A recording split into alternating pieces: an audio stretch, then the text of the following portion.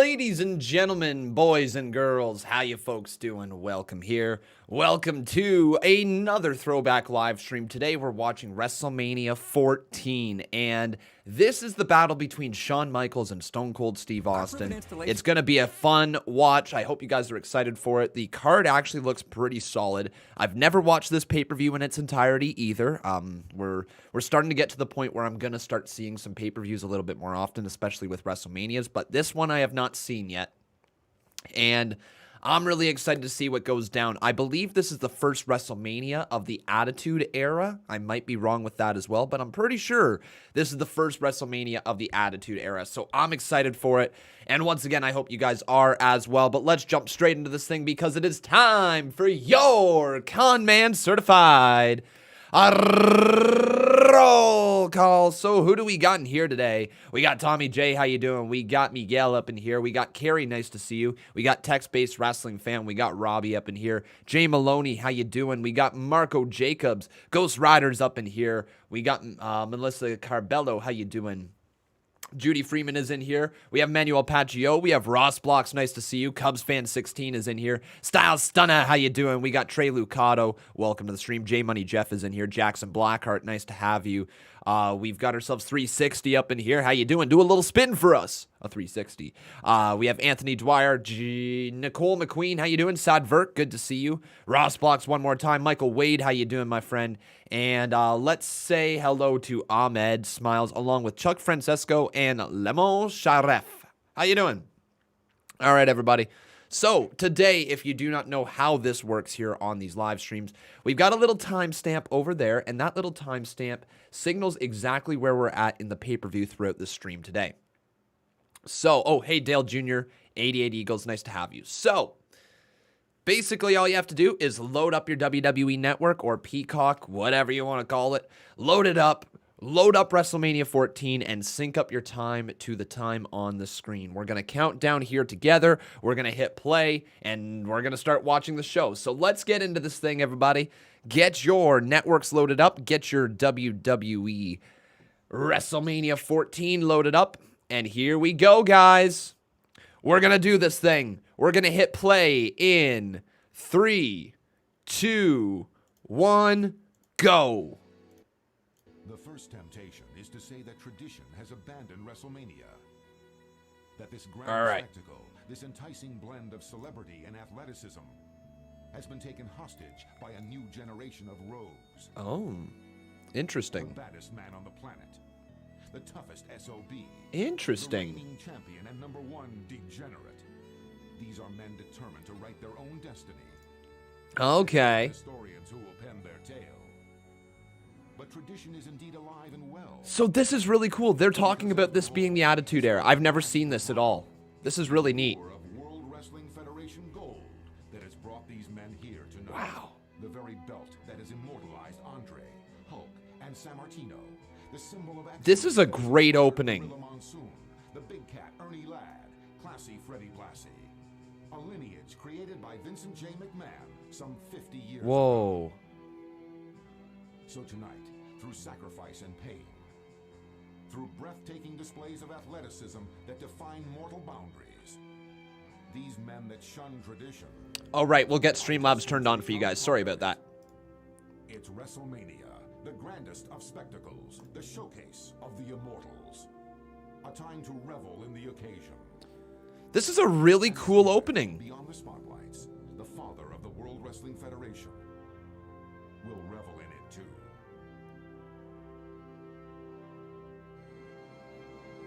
Wow, I'm here for that. I'm really excited. It feels like this is a big damn show. Well, all right. You guys should be able to access your coins now. That opening was freaking awesome. That was amazing. I'm here for WrestleMania 14. Let's do it, guys. All right. So what are we going to start things off with? Oh, Nation of Domination. Nation of Domination. Okay. All right. So Farouk and Godfather coming on down. Is Godfather underneath a different name at this point in the Nation of Domination? Domination.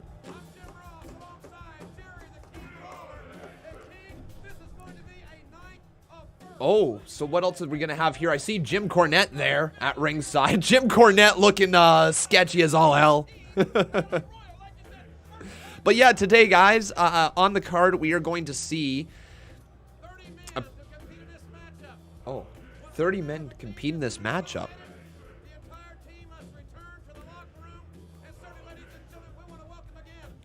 Wait, why does this say the debut of LOD? Hang on, am I missing something here? Is LOD going to make their debut in this tag team battle royal? Is that how this works? Ooh, what a rush. Oh, there it is. There's the Road Warrior pop.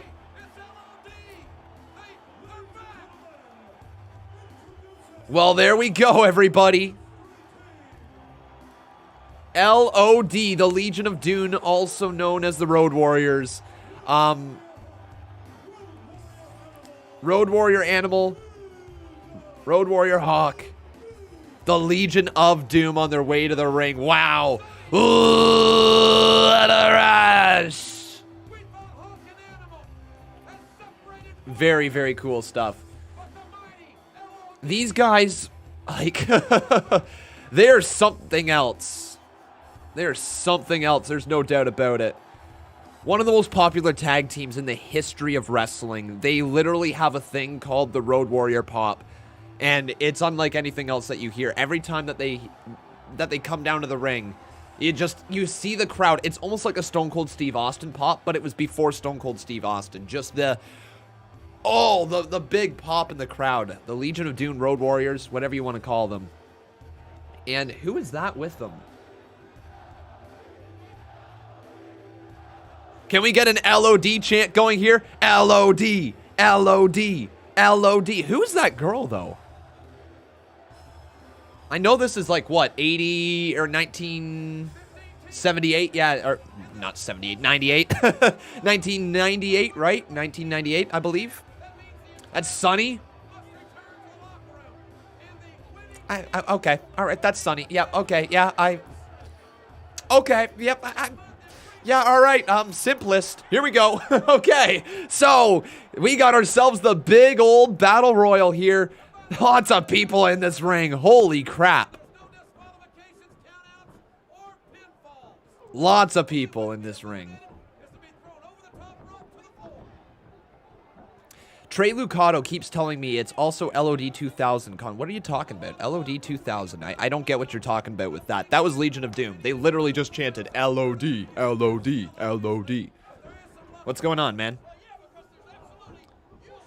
Just kidding, not really, says Conman showing his age today. Yes, so very much so. That's kind of the whole purpose with these throwback pay-per-views.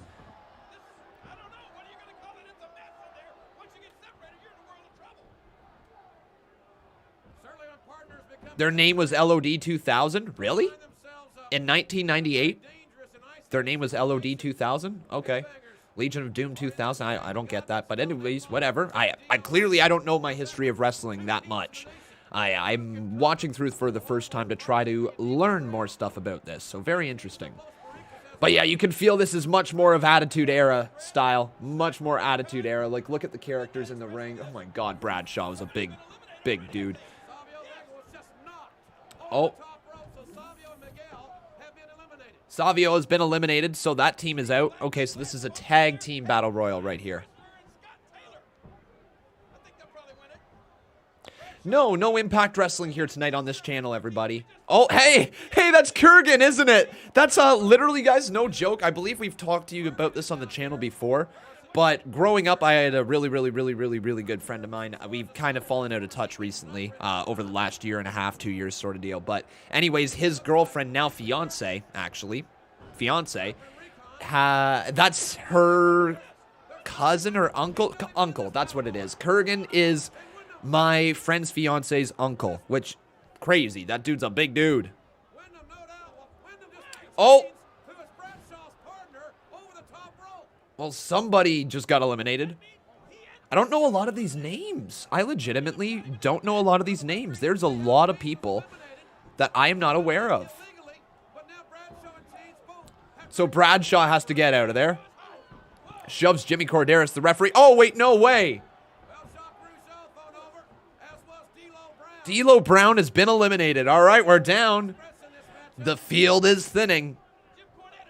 But make sure you guys do me a real solid favor, okay? With 73 of us watching in here, can we please make sure we leave a like on this video? I don't know what's been going on with the YouTube algorithm, but my videos are not being sent out the way that they should be. So everybody, make sure you leave that like, okay? It is vastly important right now these days to leave likes to show the YouTube algorithm that we got good content here, okay? Because we do. You guys know that you like this content, but it is not getting pushed out anymore. It is just straight up being buried in the algorithm. Only my subscribers are pretty much watching these days. So, yeah, make sure we get this out. Uh-oh.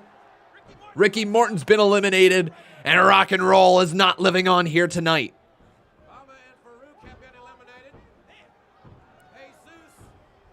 Yes, the NXT Tag Team titles have been vacated. That's right. Danny Burch, I believe, ended up having a separated shoulder. Is that what it is? I might be wrong on that one. But, yeah, so the NXT Tag Team titles are going to be vacated this Wednesday. So, weird moment. I think it's the right call because, let's face it, Danny Burch and Oney Lorcan haven't been turning any eyes as the tag team champions ever since they've kind of lost the affiliation with Pat McAfee. They've went downhill a little bit in terms of actual feel. So this will probably allow them to bring some new life into the tag team division, create a new story. I don't know where they were going with Oney Lorcan and Danny Burch at this point. Obviously, you don't like seeing anybody get injured, but it could be a blessing in disguise for the NXT tag team division.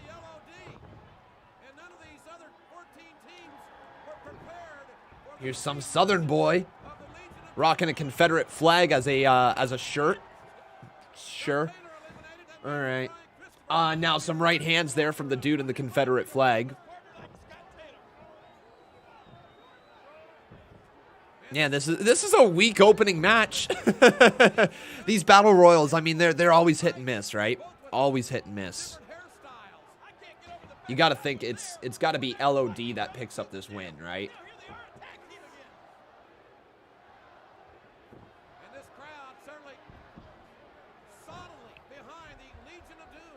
MSK be in the mix for the tag titles? For sure, for sure. Couldn't they replace Lorcan with Pete Dunne under the Freebird rule? Maybe.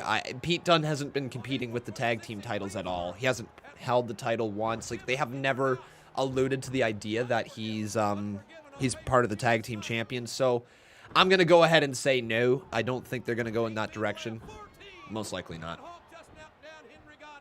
There is no pre-show match for Mania 14, so every match we see is every match they planned.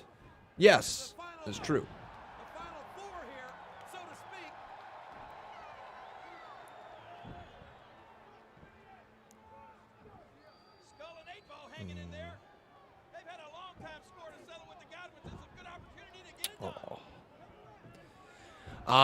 Chuck Francesco over here. How you doing, my friend? Thank you for the first donation of the day. I really appreciate that. We're also going to get a poll going on over here talking about something. Oh! One of those dudes have been eliminated. Yeah, one of those dudes have been eliminated. I don't know many of these tag team names. I legitimately don't. Oh, they come back in the ring, though, and they just threw the dudes who wear Confederate flags as shirts over the top rope.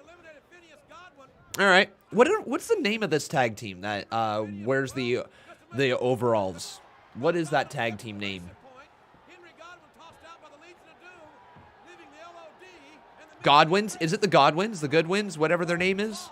Godwin Brothers? Is that them? Oh my God! The Godwins? Okay, it's the Godwins. All right. Yeah. This is my first time I've ever watched them, I believe. Okay, so Chuck, thank you so much for that $7 donation right there. And let's see what it is you've got to say. Oh, shock the system. That's a shock right to my heart, I'll tell you that much.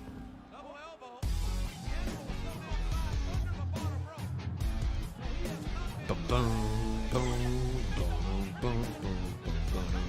Cornette just rooting on as his tag team is about to eliminate the Legion of Doom. Tonight's one of the most important nights in WWE history.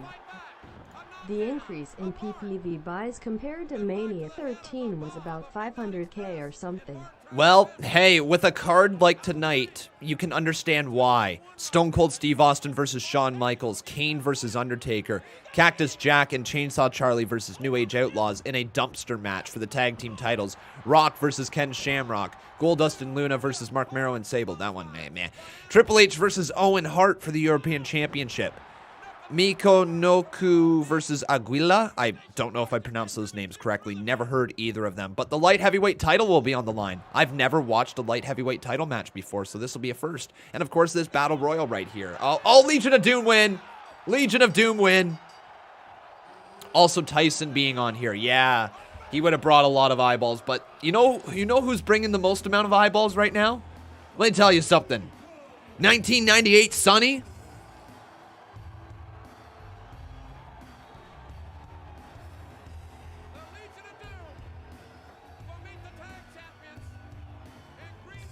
All right. Isn't she just kind of like a trash person now? One sec. I'm pretty sure she's an absolutely trash person now, isn't she? Yeah, isn't she like the most trashy? Yeah, oh my God, that's right. She went downhill big time. Like, she went downhill. Yikes. Drugs will do that. Wow. Yeah, legal issues, right? Right. She's in jail now, is that what it is? Personal life, legal issues. She was arrested on July 13th, 2020 for allegedly eluding a police officer. Contempt of violation of domestic violence restraining order and operating a motor vehicle during a second license suspension. She is being held at, that place right now. Wow. All right, so there we go. Dave Russo says she got cleaned up when she was entered into the Hall of Fame and then went downhill again. Yeah, there's no doubt about that she went downhill again. It's a damn shame. It's a damn shame. You never like seeing anybody lose their life to drugs and things like that, you know, like truly go off the rails. Probably alcohol abuse as well. I'm just speculating. I don't really know much about her history, but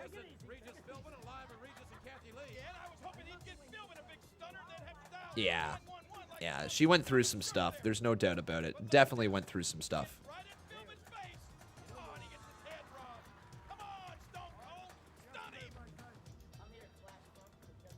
All right. The list keeps growing a little bit.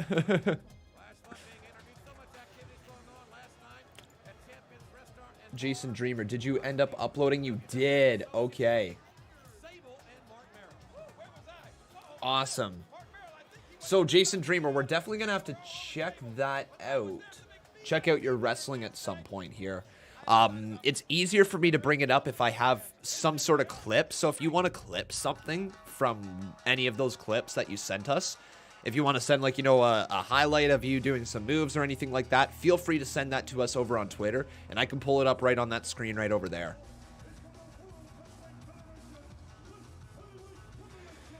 Big Tiger says Scarlett Bordeaux would have been a star in the Attitude Era. I think Scarlett Bordeaux is going to be a star regardless which era she's in. She's quite an interesting character that they can do a lot with.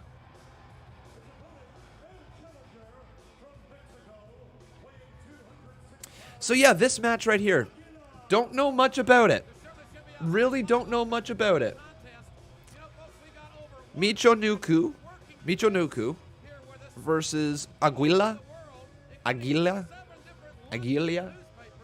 don't know, guys. Never seen either of these performers perform before. The Light Heavyweight Championship, like I also said earlier, first time I've ever watched this one, so I'm learning something.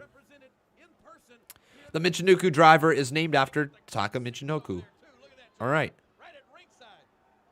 I did not know that. So is that this guy? Is this Taka here? Yes, it totally is. Okay, so this is the guy who created the Michinoku driver. Interesting. So let me look him up.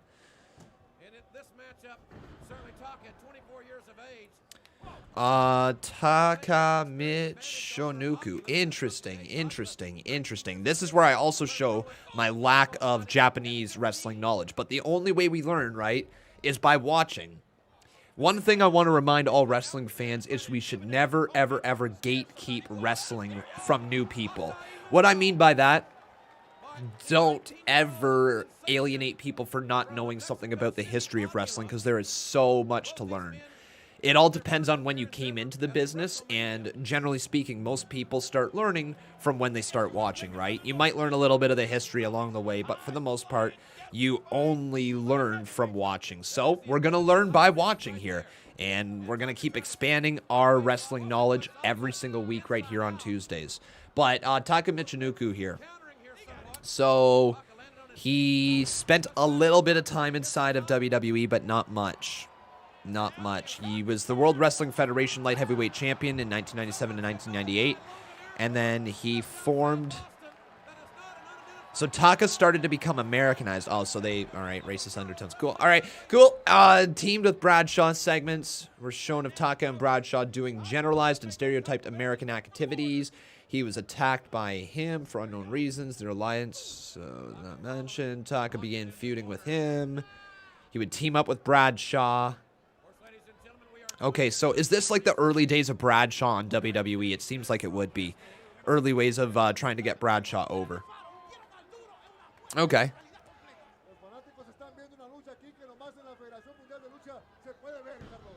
Interesting. And then he would leave the WWF in 2002 to rehabilitate a serious shoulder injury. And that was his time in WWE. All right. So he created the Michinoku driver. Hey, Steve Taylor, how you doing, man? Bradshaw mostly got over by his JBL character. Yeah, that along with the APA, right? The APA got over. At least from my memory. Michinoku all the way to the top rope here. Taka in a little bit of trouble. Oh, deep arm drag. This is a good match. Nice shoulder tackle. This would hold up in the current day and age. Wow! Deep arm drag again. Okay. All right, guys. The light heavyweight title. Is this WWE's version of the cruiserweight title? Must be. Must have been. And then when they absorbed WCW, they took the cruiserweight title in, right? Hey, Matthew Grantland. How you doing, man? Good to see ya. Ho, ho, ho! Holy crap. Who is this guy? Okay, who is Aguila?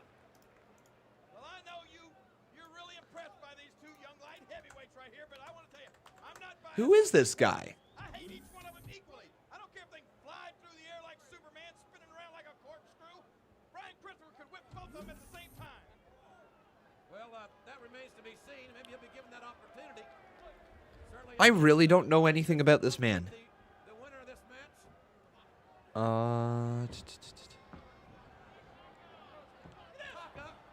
Man. Moonsault delivered into the cover. 2 kick out. Wow, that was close. 2.5 count there for the challenger. Ow! Taka looked like one of those kamikaze pilots flying through the air there. Is S.A. Rios? He's S.A. Rios? Is that who he is? No way. S.A. Rios. S.A. Rios. I had no idea. Oh, wow. Okay. Okay. Wow. A big splash, it would seem. Aguila had it well scouted.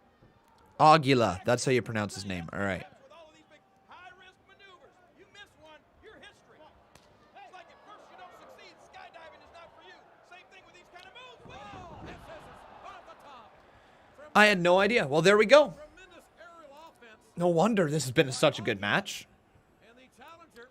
Now here they go again. Michinoku throws him into the corner. Taka runs after him. There's a big shot to the head. Here comes Taka right back. Look out! Big drop kick as well. Missile drop kick. This is actually really, really good. WWF acquired Light Heavyweight Championship from Michinoku Pro Wrestling, which was founded by Great Sasuke. How do you pronounce that name? Sasuke? The Great Sasuke? Sasuke? Great Suzuki? I don't know. I'm so bad when it comes to names, guys. I'm so sorry that I butcher the crap out of them. Now he rolls them up. Count of 2. Kick out by Michinoku. Quite frankly, Aguila has had more near falls in this matchup than has Taka Michinoku. Now, Aguila up to the top rope. Oh, what a standing drop kick. This would literally live up in today's day and age. This is a good match. This is really good. Now, Michinoku driver. There it is. No doubt in my mind. It's over. The Michinoku driver. I just saw it from the actual man who created it for the first time ever. Well, then, there we go. Very enjoyable match. Very enjoyable match.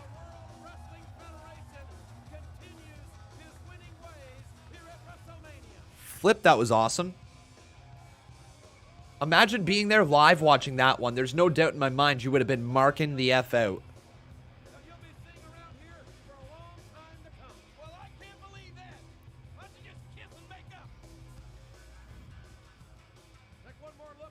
Good stuff right there. All right, but reminder to you guys, if you're watching this show and you have yet to do so, please make sure you leave a like on this video. It will really help out this channel. But I gotta now ask you guys a question. What type of poll are we going to do? What are we gonna ask you for the question here today? What type of question would you like? We usually have something going through these streams. I'm here with the Intercontinental Champion. Actually, Jenny, it's the people's. Oh, Taka popularized it? Okay, so he didn't actually create it. Interesting. Intercontinental Champion, The Rock. Now, Rock, the people want to know if you were the leader of this country, how would you run things? Well, actually, Jenny, The Rock feels like this. First and foremost, the term leader is really beneath The Rock. The Rock feels like this. A more appropriate term would be ruler. Best Mania entrance? Maybe. We want to keep it with the WrestleMania themes, right?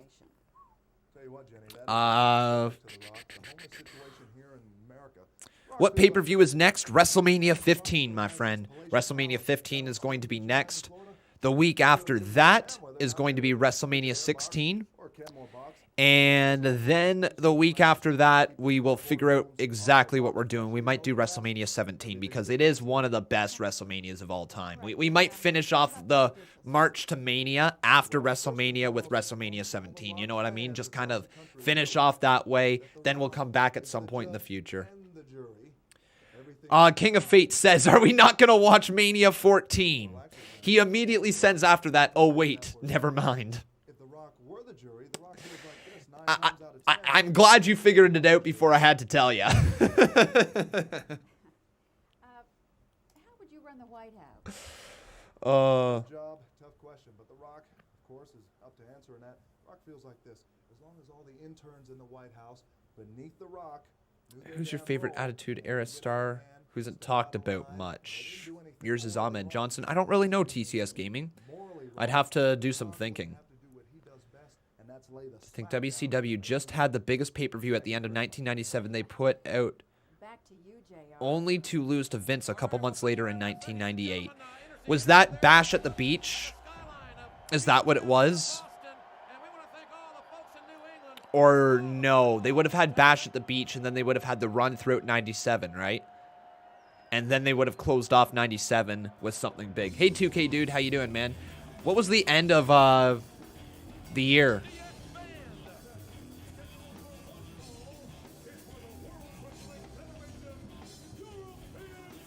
No, Sting versus Hogan, Starrcade 97. Okay, there we go. Starrcade 97, so that's the one that I'm missing. All right, here comes Triple H, the Blue Blood. The early days of D-Generation X. No, Bash at the Beach was 96. Wow, you're right. Yeah, I said 97. You're absolutely right. No. Godman's wrong on that one. Yeah, I'm really trying to learn my wrestling history, guys. I apologize if I butcher dates. I'm trying so hard so I can talk about it with you. Because I'm only 26 years old and I only started watching wrestling in 2005. There's so much to learn. So I apologize if I butcher dates. But thank you for correcting me. I want to get this right. I want to be corrected along the way so I don't continue to make those mistakes in the future.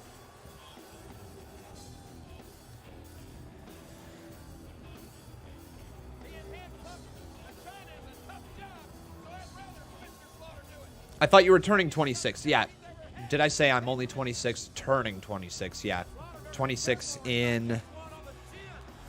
So it's March, April, May, June. Like 3 months.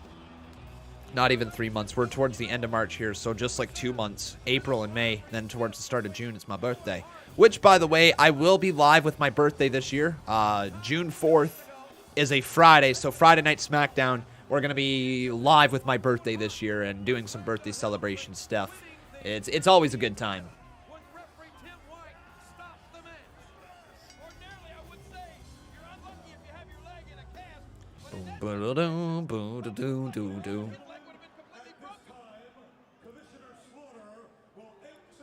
All right, Commissioner Slaughter. Commissioner Slaughter sucked. And I can tell you guys this full-heartedly. I know this because I have watched a little bit of the start of the WWF Attitude Era. I actually watched some Monday Night Raw episodes. I want to say... Thank you for your dams. I want to say it was probably about a year ago, maybe around a year ago, where I started watching some early Attitude Era stuff right from the start of when Attitude Era began and kept going with some Raws. And Sergeant Slaughter was all a part of it as commissioner, and it was probably the thing I liked the least. Sergeant Slaughter just literally dropped the key to the handcuffs as well. Like, dude. This is Helmsley's third WrestleMania appearance.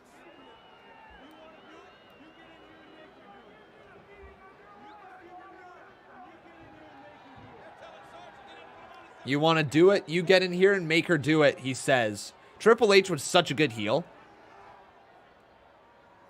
Very few redeeming qualities of him. But we still are looking for what the question of the day is right now regarding WrestleMania. In the last several months. Watch it. This could get interesting. I like China's handcuffs better, but I think she probably uses hers for something different. I suspect so. Sarge.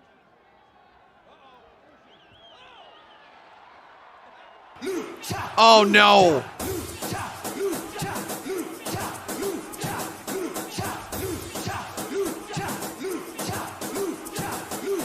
Manuel.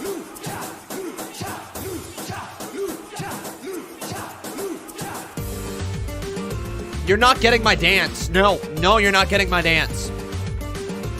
No. You don't deserve my dance. You don't deserve it.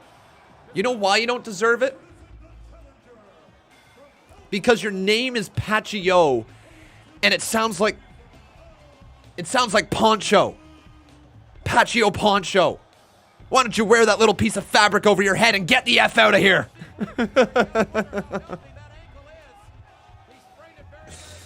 All right, here's Owen Hart.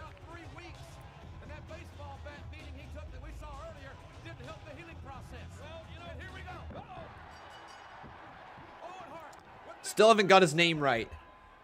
Manuel Pacquiao. Oh my god, it's Pacquiao. I've literally addressed this before, haven't I? Not Pachi. Pachico. Still sounds like Poncho. Pachico. Actually, I don't think you guys know this. When I was a kid, I had a little bit of a weird moment with a pet. I had a bird, a cockatiel, and its name was Chico. Pachico. You sound like my bird, Chico. Pachico. Chico died. It was very unfortunate.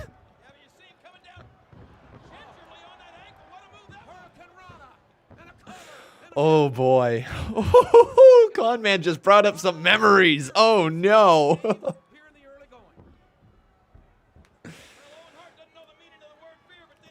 Oh no. Oh God. Lil Connor is actually hurting right now, going back to the death of his bird. Oh no. Oh, China tried to swing at Owen Hart, but Sergeant Slaughter said, nah, you can't do that. Oh, Triple H hit hard. He just knocked somebody down out of their chair. No way.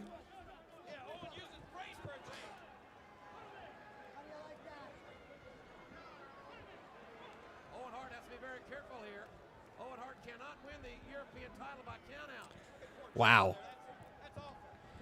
Is this your reason for turning heel? There we go. Owen Hart looking for the sharpshooter, but Triple H counters with a poke to the eye. All right. Kick right there from Owen Hart. Unfortunately, I don't think there's much. There can't be many more matches ahead with Owen Hart, unfortunately, right? And unfortunately, I think Over the Edge, is it 1999 Over the Edge? 1999, I believe so, right? Yeah, Over the Edge 1999 was where Owen Hart. Yeah, Owen Hart.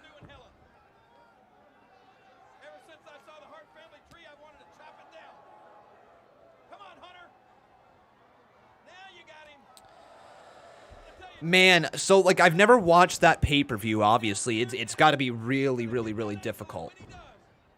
Got to be really, really difficult to watch. And I've never watched it as a result. And it is available on the WWE Network. But I don't know how weird it must be because they removed any mention of Owen Hart passing away during the re-released video on the WWE Network. But like, would the crowd not just be like visually different after the accident? Like, were they not visibly different before the accident and then after the accident? I've never watched it. They probably should have just retired that event altogether, not put it on the network or anything like that, right? But I guess also at the same time, it's a piece of history and it did happen. You can't just erase history. But at the same time, like, man, that's got to be so difficult to watch. I can't imagine actually of watching that pay-per-view live. God, that would have just, that moment where Jim Ross says Owen Hart has died. Owen Hart is dead. Like, has passed away. Like, I can't even imagine hearing that for the first time. Like, imagine watching, you're sitting down on your whatever night it was, Sunday night, maybe Saturday night, I don't know when it was released. You're sitting down just looking for a good time, and then that happens. Like, just destroy you. Can't even imagine the family.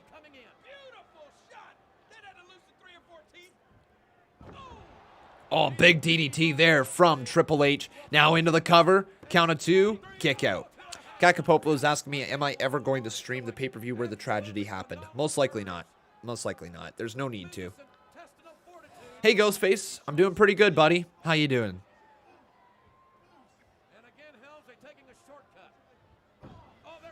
TCS Gaming says, Con, that's why I hate they erased Chris Benoit. Even though he did something terrible, you can't just pretend one of the greatest wrestlers ever didn't exist because of an event. You most certainly can. WWE does not have to give him any more publication. They do not have to mention his name. They do not have to mention anything like that. It's not like his matches are erased off the network. You can still watch them. But just because WWE doesn't bring name mention to a murderer, because that's what he was. He murdered his family. He's a murderer, and it has absolutely zero place inside of wrestling history anymore. You can watch his matches, absolutely. It's a damn shame the wrestler Chris Benoit, absolutely. You can try to separate the artist from the actual individual, absolutely. But that does not mean WWE has to give him any more publication. That does not mean they have to honor the man. That does not mean they have to do anything like that. He killed his family, right? Like, to me, that erases anything anybody does. You kill your family, those are people that trusted you. Trusted you. More than anybody in the world. Let you into your home every single night. Nah. For me, that's a big axe. That's a big no-no. That's a big, you're done. You don't get any Hall of Fame. You don't get any honoring of your career. No. Your work is still out there. Absolutely. You can check out your work anytime. But they do not, absolutely do not need to validate his career in any way, shape, or form.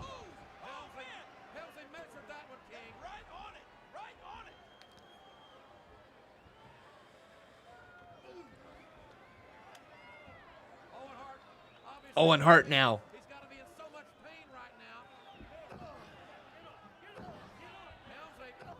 Slowly getting better. Does take time, but I'm still keeping to my promise. I love hearing that, Ghostface. Keep sticking to that promise. I'm proud of you, man. It's tough. Every day is a tough day. But guess what? You're doing good work, man. You're trying hard and you're pushing yourself through, and I'm proud of you. You got this. Keep up the good fight, Ghostface. Owen Hart now, right there into the corner. Shoulder tackle over and over here to Triple H. But Owen's nose busted wide open, courtesy of a boot from the Blue Blood.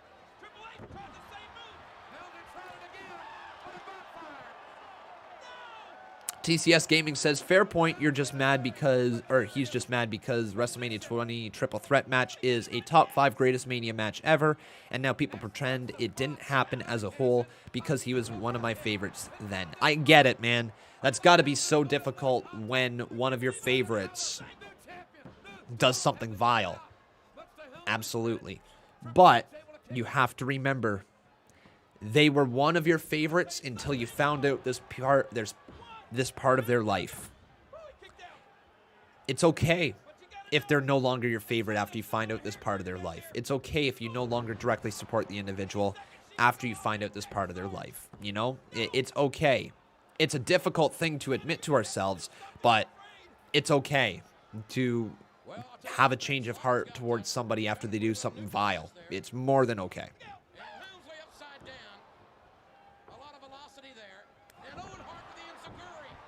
Unbroken says, see, the sound is just a little better today. I don't know why. I am talking a little bit lower. Sometimes when I do my live streams with like WWE Raw and stuff, I got to be all the way up here and I got to be excited. And maybe it comes through a little bit more pitchy. And how you guys doing over there? And look at Sergeant Slaughter pulling China back. Owen Hart into the cover. Kick out by Triple H. You see what I mean? There's a little bit more energy with some of the other stuff that is live. And maybe that causes some audio spikes. I don't know. Big powerbomb there from Triple H into the cover. Count of 2 and a kick out by Owen Hart.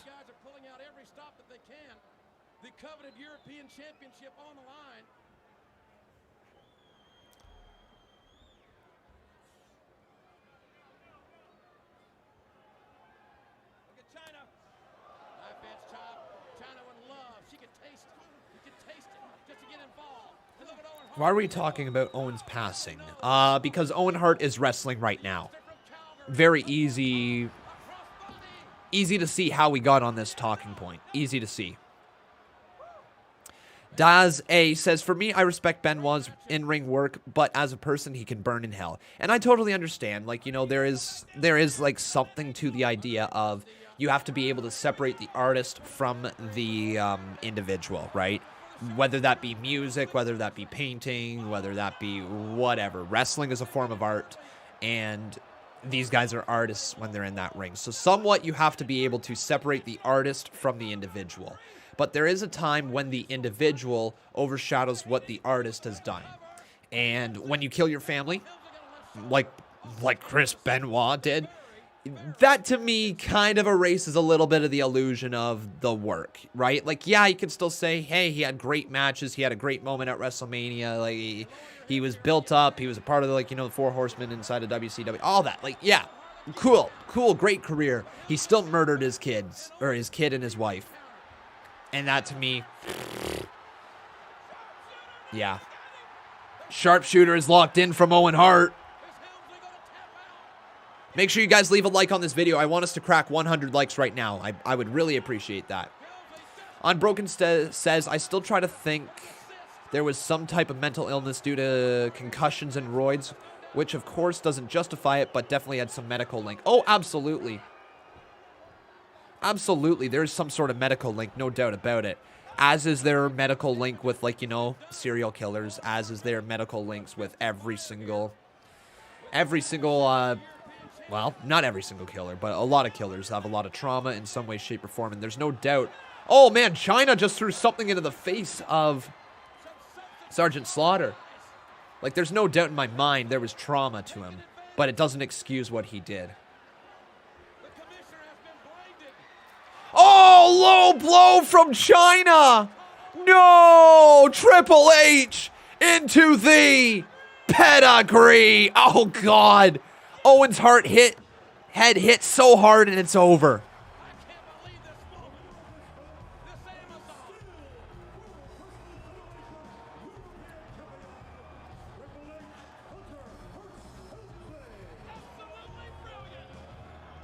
Wow.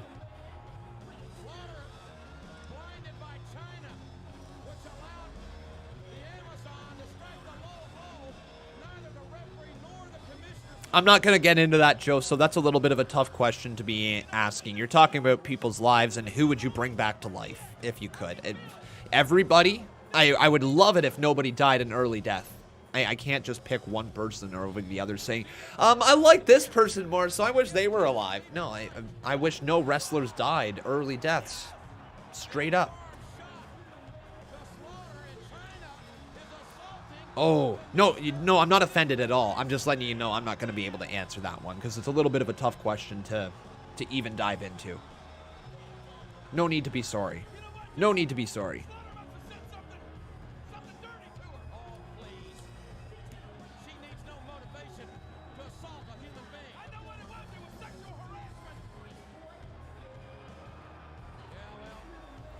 All right.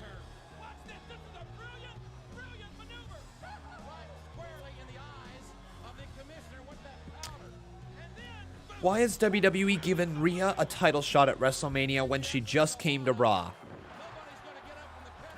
I mean, she was number 2 in the Royal Rumble. To me, that's all that needs to really happen to justify it. She's got a lot of momentum. NXT UK Women's title holder, NXT Women's title holder, finalist in the Royal Rumble, one-on-one with Charlotte last year at WrestleMania in a match that stole the show, essentially. I'm more than okay with it. Who else? Trey Lucado says, no, she wasn't. Yeah, she was.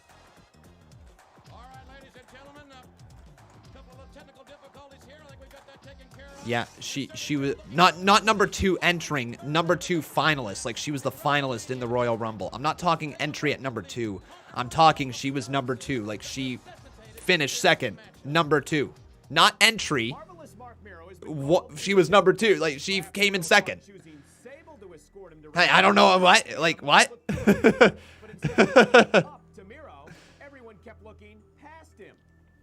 Finalist, runner-up. Yes, all those words. Number 2.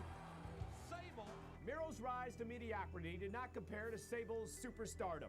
Mero began a campaign to demean Sable. Sable, get the hell out of here right now. All Mero is doing is using Marc Mero. What the hell is this? Mero and Sable? No matter what Okay. Mero did, the fans hated him.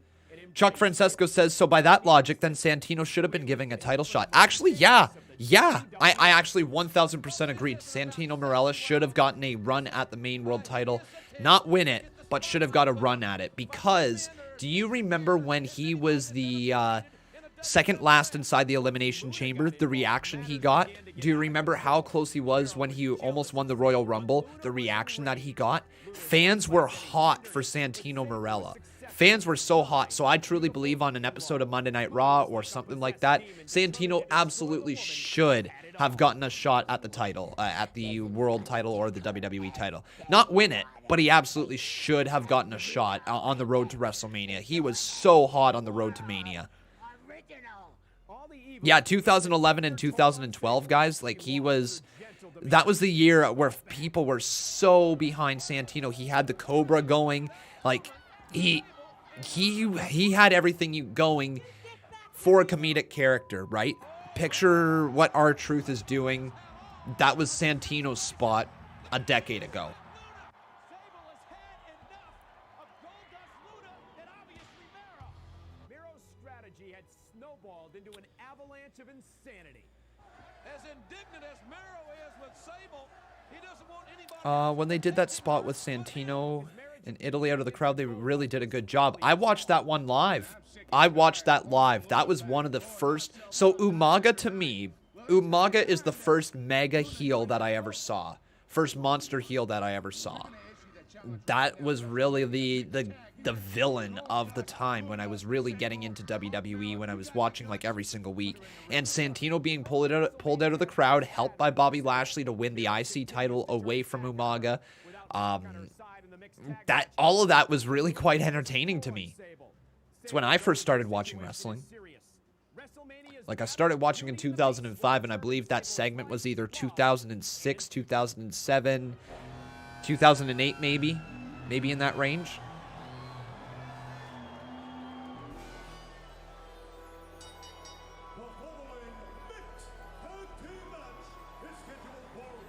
Well, yeah, here comes Goldust and Luna.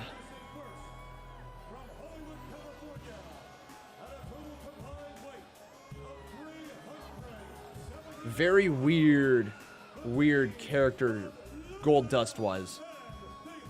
Can you believe that this is literally Dust? What the hell is on his face? F-U? Why does it say F-U on his face? Why does Goldust's character have an F and a U on his face? What the frig?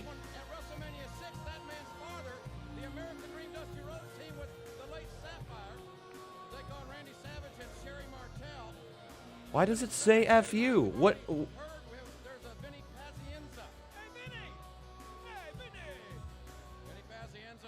I am so confused.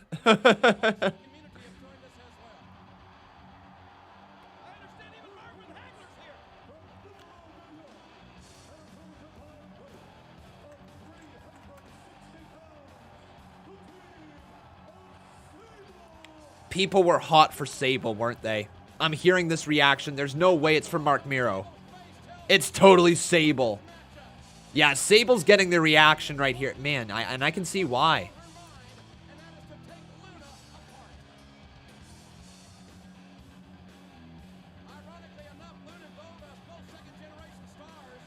Yeah, you can see why people were so hot for Sable. Yeah, okay, I get it. I get it. I don't believe I've ever watched a Sable match. Freedom Unchained, says Daze. Alright. Damn. Damn, does Sable get thrown on the simp list as well? That list just keeps on growing. 1998 Sable. Simp list. She's on. Alright. So we still don't have a poll here today. I don't know what to ask you guys. Sable is Lesnar's wife. Brock. Good for you. Please don't kill me. Listen to the reaction for Sable. Sable was married to Marc Mero before she got married to Brock, and they were doing an abusive storyline. Oh, really? Okay.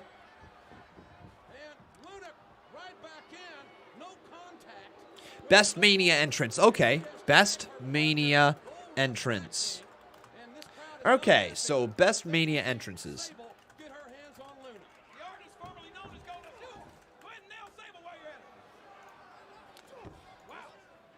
So, remember when Dolph was super over? Yeah, I do. Wasn't she cheating on him with Brock? No way, actually. Sable cheated on Mero with Brock. Oh, God. Oh, Mero. Oh, Mero. Oh, dude. Oh, I'm so sorry. But if Brock Lesnar, yeah, I mean, Brock, if Brock wants something, he takes it.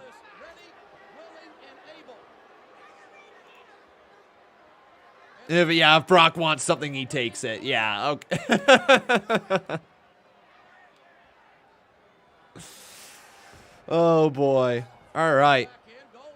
So, best WrestleMania entrances of all time. I've got a little bit of a countdown here. So, Triple H WrestleMania 30. Which one was that? The game. Golden Crown, Skull Mask, Chainmail. Yeah, that one was good. So let's go Triple H, WrestleMania 30. H, Mania 30. Because all we've listened to is how bad Luna wants Sable. She's had the opportunity twice now, and she takes a powder, if you know what I mean. But maybe it's just some sort of psychology. 30. Triple H 30. Okay. Then we got Daniel Bryan, WrestleMania 30. It was okay. Becky Lynch, WrestleMania 35. No. Maybe. Stone Cold Steve Austin, WrestleMania 13. Ric Flair, Mania 24. His retire. Yeah, Ric Flair, Mania 24. Flair 24. John Cena's has got to be on there, right? Shawn Michaels, WrestleMania 12. Yeah, that's on there. That's on there. Yeah. Shawn Michaels Mania 12. Shawn 12.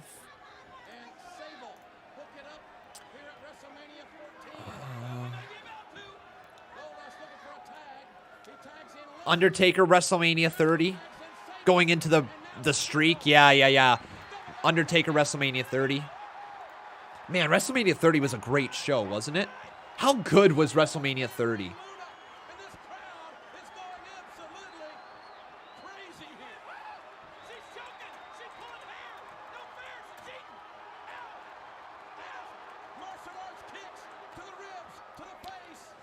We need John Cena. Which one was the John Cena with all the Cenas going like, you can't see me? Which one was that? WrestleMania 20 something? Cena 25, was that WrestleMania 25? Okay. So that's got to be in there. John Cena, Mania 25. Cena 25. Gives us 5 options.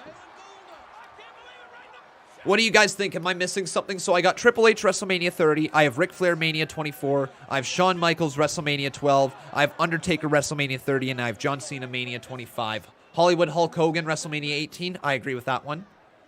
Hulk Hogan Mania 18.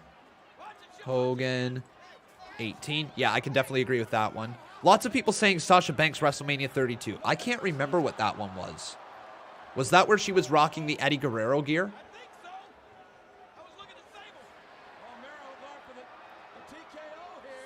Which one was Sasha WrestleMania 32?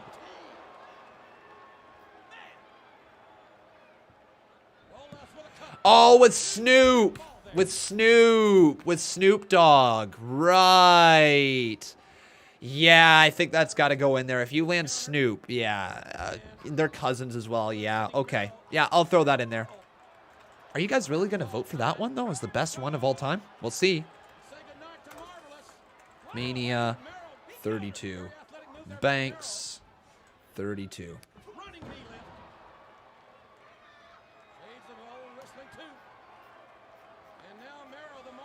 All right, that's 7. Cool. That works for me. 7 of them. You have 7 options, everybody. I'm going to get this set up right over here. I'm going to get this properly created. So widgets, go to the poll. Let's go thin bar. Save. I think I know which one I would be voting for. I think I know which one I'm voting for. But let me know right here in the live chat, who do you think has the greatest WrestleMania entrance of all time? Triple H at WrestleMania 30 by doing Vote Triple H 30. Ric Flair at Mania 24. Do Vote Flair 24. Shawn Michaels at WrestleMania 12. Vote Shawn 12. Undertaker at Mania 30. Do Vote Taker 30. Oh, crap. I just realized the Cena one got messed up. Crap, crap, crap, crap, crap, crap, crap, crap, crap, crap, crap, crap, crap, crap, crap, crap, crap, crap. Can I edit it? I can. Ah, I can edit it. There we go. Let me fix the John Cena one, okay, guys? John Cena Mania 25. Cena 25. There we go. Let's get this going again. Okay.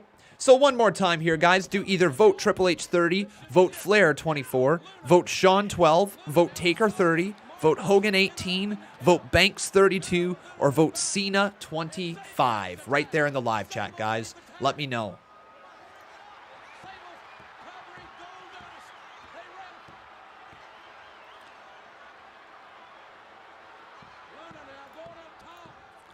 If Zach DeGroat happens to be listening right here, my man, you are more than entitled to your own opinion. I'm not a fan of Braun Strowman, so I'm just going to continue to kind of rip on the guy. It's really, he's not a guy that I'm interested in seeing on my TV. But if you like him, more power to you. Sable bomb! Sable bomb! It's got to be at 1, 2, kick out! Whoa! Remember, guys, do not put a space between the last name and the number. Keep it all together, okay? So if you're doing Shawn 12, don't put a space between Shawn and 12. Just keep it all together in one word. Listen to the Sable chants. People were really, really high on Sable. Wow. And there's another shot. Oh, but Luna missed that one. Keep on leaving a like, though, on this video, everybody. I would love it if we could hit 100 likes. We're at only 88. We need 12 more. Somehow we lost likes. I don't know how. But make sure you guys leave those likes, okay? Sable now has her up. Wow, the power of Sable. Sable. Boom. 1, 2, 3. It's over. Damn, Sable.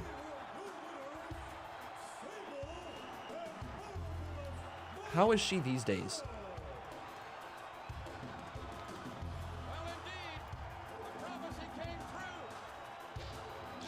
Wow, Sable's still... Yeah, good for Sable.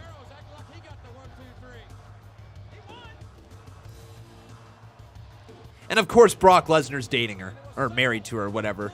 Of course. Yeah, holy moly. Well, good for Brock.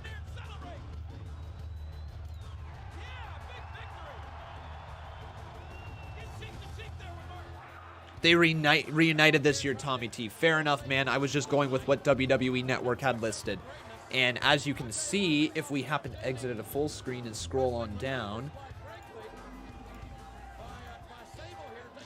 you will see... Oh, it's because it says LOD 2000, the debut of LOD 2000. That's what it was. I didn't include that 2000 part. So there it is, the debut of LOD 2000. Hey, Jason Barker. Good to see you, man. How you doing? Did you get some sleep last night? I hope so.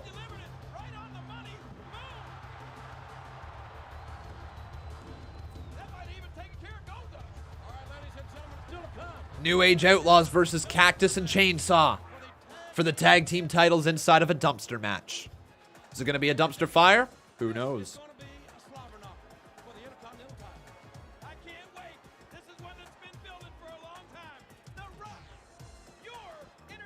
Brock Lesnar's son is interested in wrestling? Ooh, I'm here for that. 5 more likes, guys. Let's reach 100 likes. I know we can. Barker says not really. Damn, man. Damn, those early mornings must be killing you. Well, keep putting up the good fight, man. Keep working hard. We're all proud of you.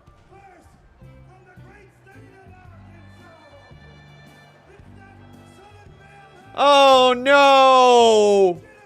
It's Double J, Jeff Jarrett. Oh, no. And also, remember, guys, if you're really, really enjoying this show, make sure you leave a like right there. How do we keep losing likes? We were only 5 likes away. Now we're not... Guys, stop unliking. Like the video. Don't unlike it. Like it. If you've already pressed like, don't unlike it. Come on. basic stuff here on YouTube. I'm just messing around with you guys. Like it, don't like it, do whatever your heart desires. Chuck Francesco, thank you very much, dude, for your $2.79 donation. He says, thoughts on Parker Bordeaux? Parker Bordeaux. Parker Bordeaux.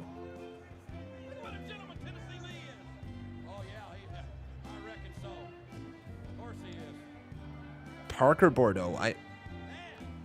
Oh, okay. Triple H talks Parker Bordeaux signing with WWE.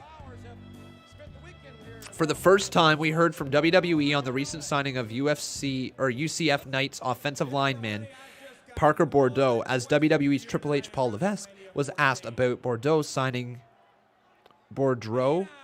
Is it Bordeaux? Bordeaux. Black and Gold Banneret was first to report back on February 1st that Bordeaux. Okay. Interesting. He's.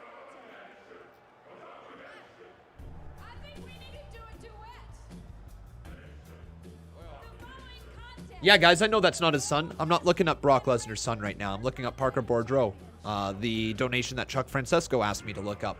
I don't really know much about him. He looks like he's got potential.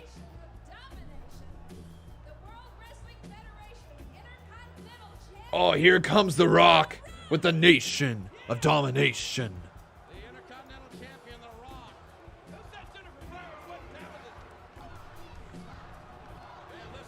New next big thing, apparently. Well, we'll wait and see. They were saying that about Ridge Holland before he got injured as well. I think WWE's got some good talent in the pipeline.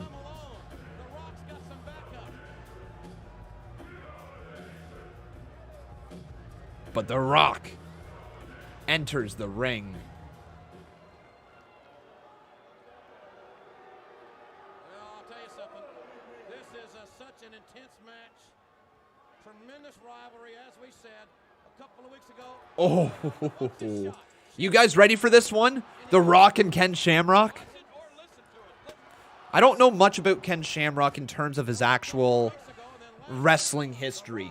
I know he's been around for a while.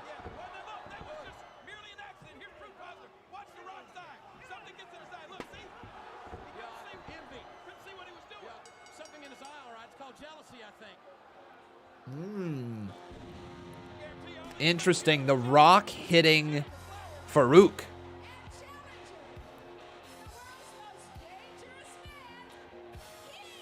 And now it's time for Ken Shamrock. Okay. TCS Gaming says, Con, I got to run for a little bit. See ya. By the way, Ken Shamrock is a legend in my book. He was such a badass in WWE. Well, there we go. There we go. Apparently, he was a big draw back then.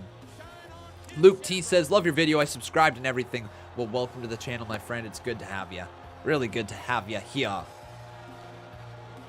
And Ken Shamrock just going to run right down to the ring. Rock says, if you smell what The Rock is cooking. You guys know the rest. Anyways, here we go. Shamrock throws him off the ropes. Man, running like a bat out of hell. Rock, man, things picked up the pace. Oh my God, what a kick right there from Shamrock.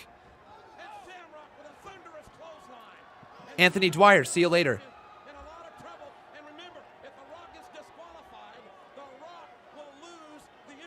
Oh, and if The Rock's disqualified, he loses the title. Wait, Rock's gonna walk away.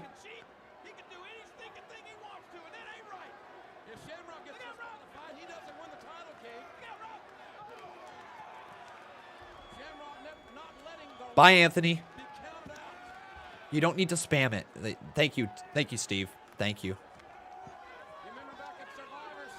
Oh.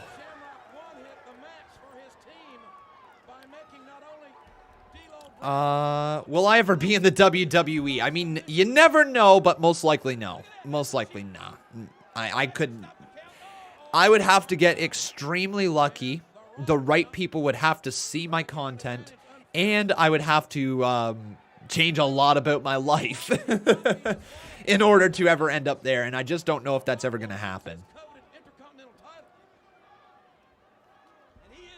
I look strong, dude. No. No, I sit here in a room talking about wrestling. Not an actual wrestler. Although, granted, someday I would love to be able to take a bump inside of a wrestling ring. I think that is something I have to do someday. I talk a lot of crap online about wrestling. I should know what these people put their body through every single time and actually know what it is that they're feeling or somewhat experiencing inside of the ring. So I badly want to take a bump someday. I badly would like to learn the basics of wrestling. I think that would be so much fun.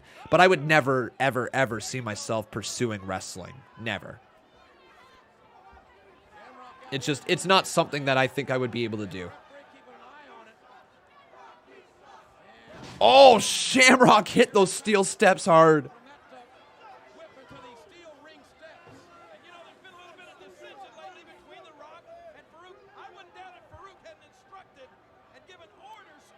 I mean, your gimmick name would be Marc.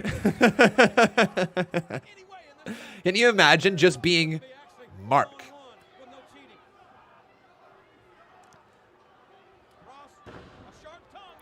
Con, before you can take a bump, it is required for you to break a pen. I'll break your face. How about that? Thank you, Luke T. Luke T, I appreciate that. Worked hard for that thing. Rock with the people's elbow. Rolls away. Count of 2. Kick out by Shamrock, though.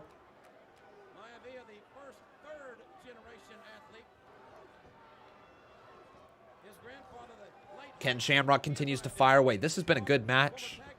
Been a really solid match. Clothesline attempt from Shamrock. And then Rock gets sent over the top of the rope. Down to the floor on the outside. Oh, yeah. Big clothesline as well. Down goes Rocky. So when did Ken Shamrock leave the WWF or E? Ken Shamrock.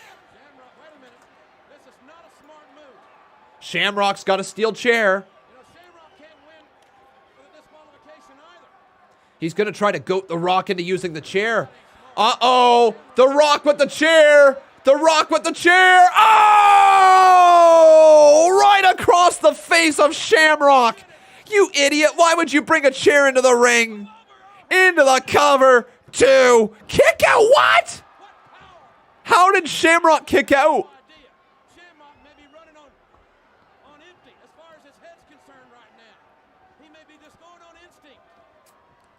So the corporation and the union. So Shamrock turned heel in 98.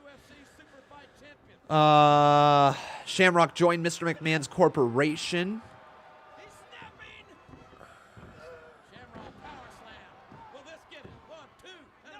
Shamrock. So the corporation began feuding with the Undertaker and his Ministry of Darkness, with the Undertaker's minions repeatedly ambushing Shamrock and kidnapping Ryan, sacrificing her Undertaker symbol. Okay. After breaking away from the corporation, thus turning face once more. Oh, shit. No way!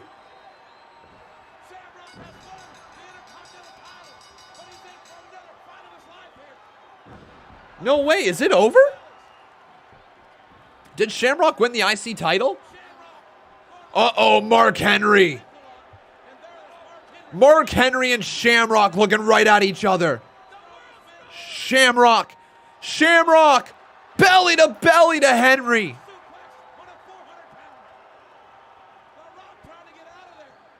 No way, did Shamrock literally dominate the entire Nation of Domination? Here comes Farouk. Here's Farouk. Farouk, wait a second. Farouk. Uh-oh, Farouk. He's not going to save Rocky. Did he just flip off The Rock? He flipped him off. Shamrock's going to snap his ankle. Farouk leaving The Rock bloodied and with a broken ankle in the ring. Shamrock's a freak. Oh my.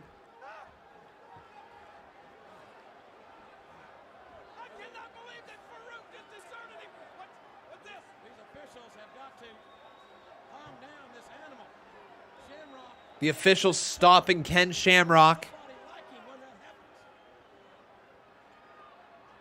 Calming him down. Wait, no way! Shamrock just attacked a referee! What the hell? Oh my god! You can't do this, man. You can't do this. Another belly to belly.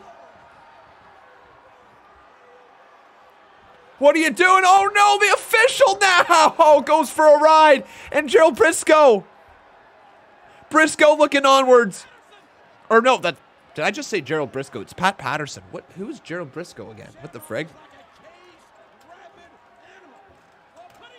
Another WWE official? Did I get their looks? Oh, okay, I see how I got their looks kind of confused. Gerald Briscoe and Pat Patterson look very similar. Look very similar.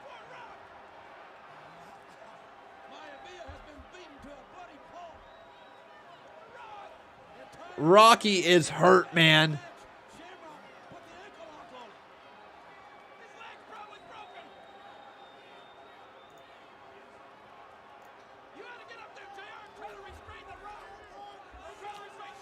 Damn, that was good. That was really good. Make sure you guys leave a like for that one right there. Luke T asking, do I have a real job? And I know you mean no offense by that one, my friend. I pay taxes. I work a ton of hours. This is a real job. Yeah, I would work more hours here than I would at any 9-to-5 job. And I pay taxes, so you know what? No, this is a real job. I work my ass off with it. And I know you mean no offense by that whatsoever, but this is my entire full-time job. Yeah. But yeah, pay taxes, work a lot of hours.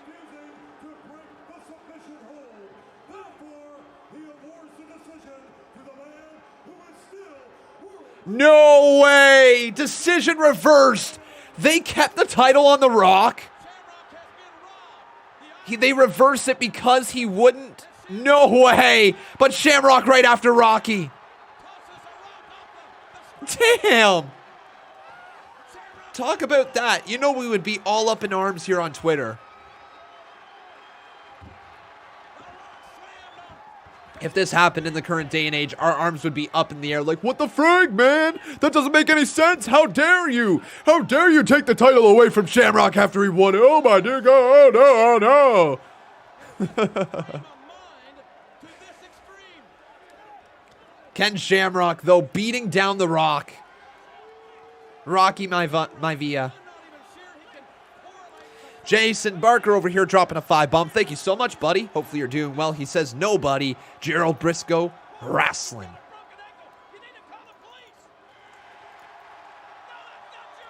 Shamrock, that's not your belt, man. Throws it right back down there to The Rock.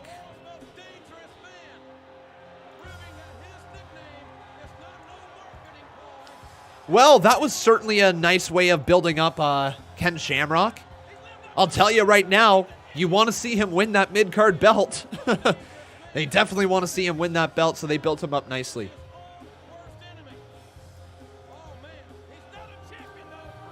Once again, get your votes in, though, for who has the best Mania entrance of all time. Do either vote Triple H 30, vote Flair 24, vote Shawn 12, vote Taker 30, vote Hogan 18, vote Banks 32, or vote Cena 25. Wrestling. Let me know right here in that live chat. And if you also want to check out how the con coins work, they're available down in the description below. You got to do the actual vote, though.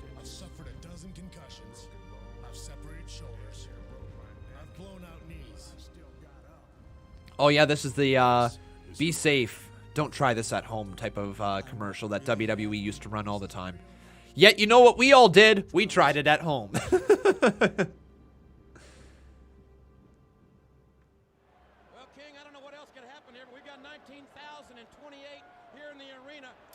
Sure, Raul. What is it that I got to do? $29,230.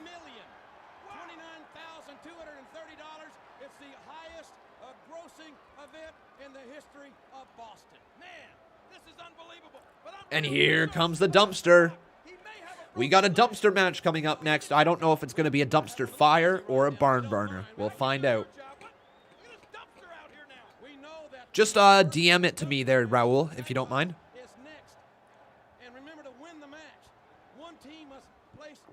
Members It gets lost in the chat so quickly.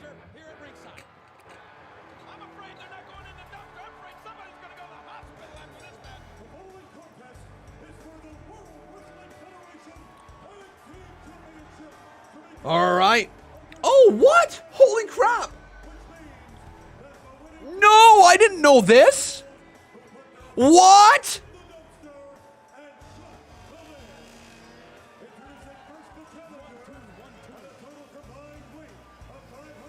Hold up. Wait, what? No, wait. Is Terry Funk Chainsaw Charlie? I didn't know that.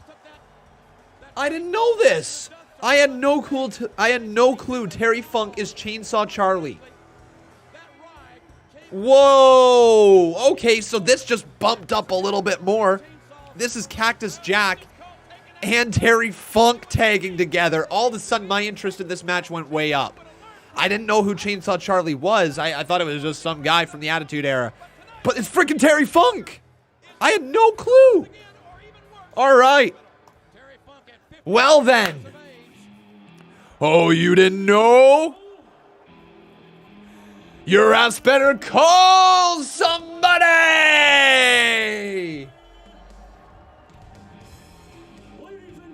All right, here comes the piece of shit Road Dogg.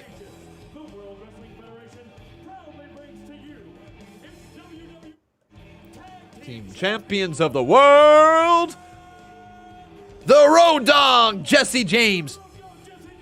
The badass, Billy Gunn.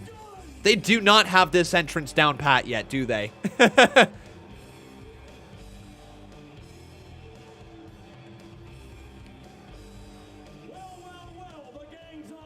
They definitely figured out their catchphrase as they went on with their career.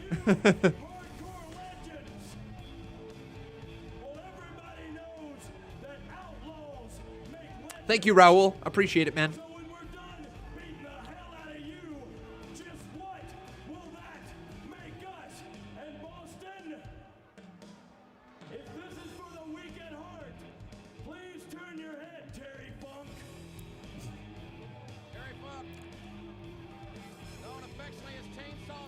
Brandon Harbin says the New Age Outlaws were so over back then and they came out of nowhere. Yeah, it seems like it. They seem incredibly over.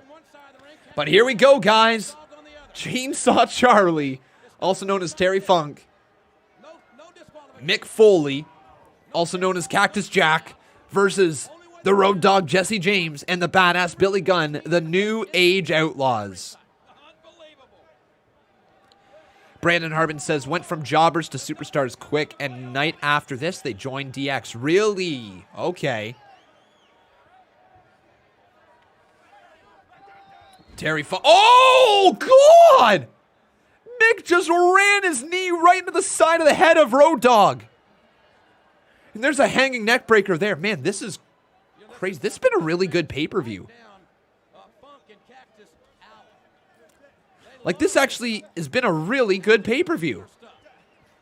What else do we have to come here tonight still? We've still got, Are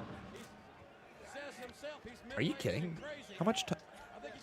We got Kane versus Undertaker. We got Stone Cold versus Shawn Michaels. That's it. That's all we got. In this match, of course. Oh, no!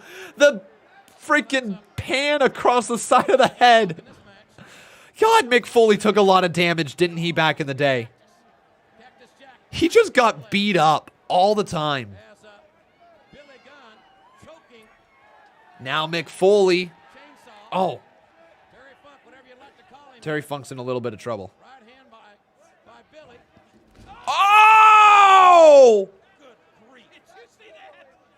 Oh! God!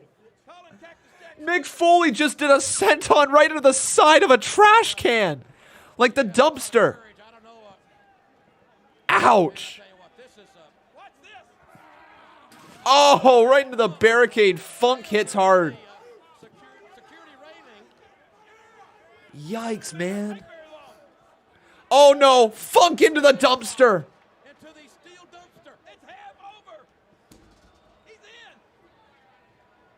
The cords are in the dumpster as well. That's not good. That is really not good. Those cords are in the dumpster. Then Mick Foley sent right into the side of the dumpster as well. Hey, Luke T. Brando the Mando says, if I'm not mistaken, this is the Mania where Shawn wrestled with an injury, or did he already have the injury? I don't know. The parquet here in Boston. Watch Cactus Jack here, folks. We're going to show you something. Just watch Cactus. Watch Cactus. Okay, look at this. Oh, Cactus Jack was going to try to roll up. Oh! Oh, man. Did you Oh! Ow! Oh, God! Using the lid of the trash can across the back! God! Ow! Ow! Ow! I'm not so sure, as crazy as it sounds, that Funk and Cactus aren't liking this a little bit. I know it. I think Terry Funk's used to that kind of treatment.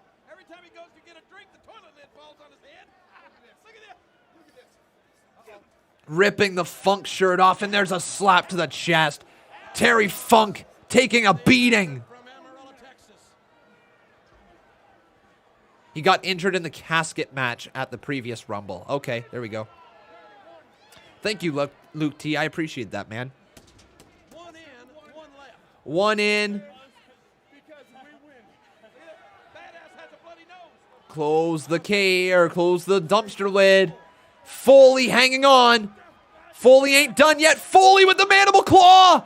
Foley with the claw. The road dog So weird not seeing the Fiend execute it. Double mandible claw. on Billy Gunn. Cactus trying to fight off the tag team champions here. Uh-oh. Road Dogg being pulled into the dumpster. Chainsaw. Oh, there's the pan across the side of the... Here comes Funk with a pan on top of the... So what's the deal? God. There's a rope in there. What? They didn't get the lid. This is so entertaining.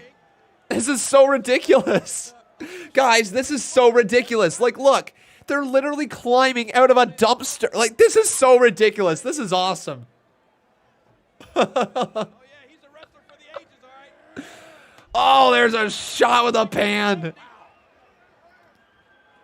I'll tell you, we said earlier, there'll be no finesse. Hell, there's more finesse in Muskogee on Saturday night on payday weekend. My, oh my, guys. Oh, no. Big neck breaker there from Mick Foley. And there's the pan. And now, these two men, look at this. Funk Oh. are tougher than government mules, and this is exactly what they like. Out of control. And then badass Billy Gunn sent to the outside of the ring. My, oh my. Reminder to everybody, though, watching, if you are enjoying the show, please make sure you leave a like on this video. I'd love it if we could reach 125 likes here today. That would be awesome. Also, everybody, make sure you consider subscribing if you're enjoying the show. And if you're really enjoying the show, please consider dropping a little super chat donation. Any little bit is appreciated to keep this channel running week in and week out. Oh. More toys. Well, this ain't Jack's. This is not Toys R Us. Uh-oh. And that ain't no toy. Oh, we got a ladder now. Cactus Jack now bringing a ladder into this match. Face first goes Road Dogg right into that bedpan. Business is about to do what? Business is about to pick up. And make sure you also take advantage of the con coins. It's a nice little fun thing here for the channel. We're going to try to add in more things with the con coins that you can redeem with and all that going into the future. I'm still open to more things that we can do. Oh, low blow from the ass man. On Terry Funk, and Now there's a couple shots right there.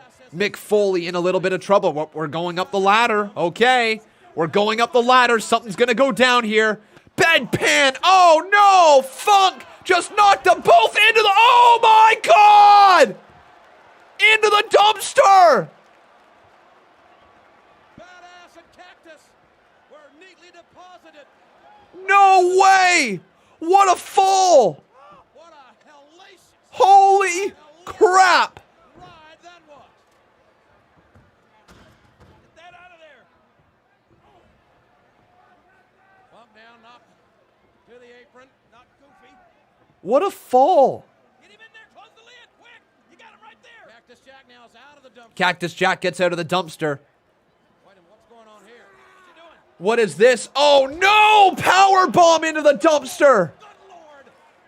That Terry Funk at 53 just He's 53 years old in this match. Terry Funk is 53 and he just took that bump. Are you actually freaking serious? Holy crap.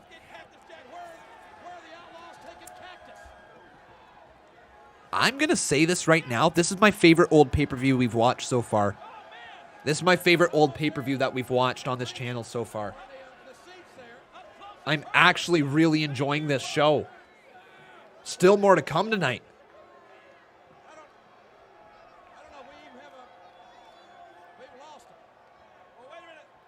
They're going to go backstage, though, I believe. We need some cameras to catch up with them. Oh, no, here's a replay.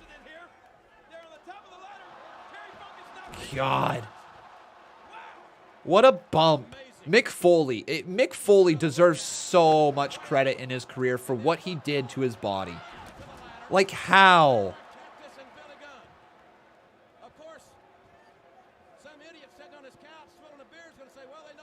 Chicken Lover says unblock Andrew. No idea who Andrew is. Chances are if he got blocked, it was deserved. Uh-oh. Oh, no! Just throwing everything down on Mick Foley.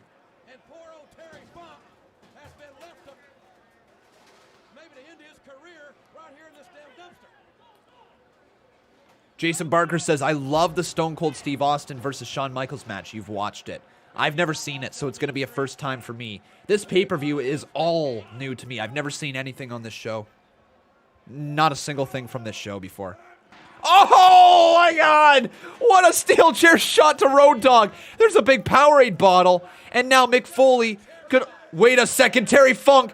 No way. Oh, what a DDT right there on the forklift. And then Terry Funk's going to use the forklift to elevate him.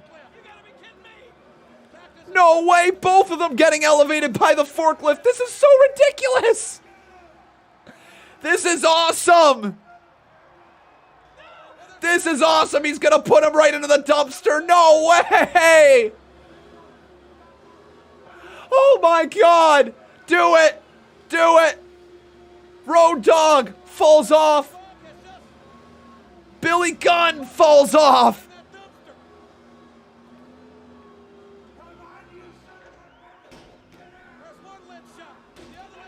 It's shot. And Cactus Jack and Mick Foley win.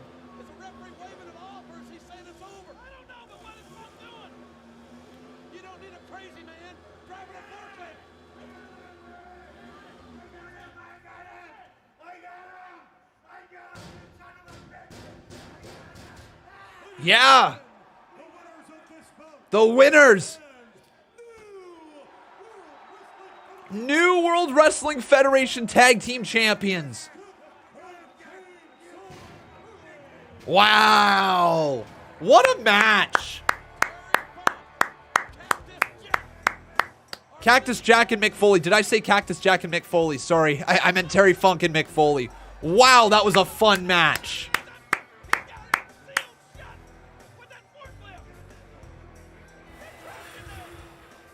Wow. I have never seen a matchup like this. Four men putting their bodies on the line. Certainly matches like we just saw. That was good.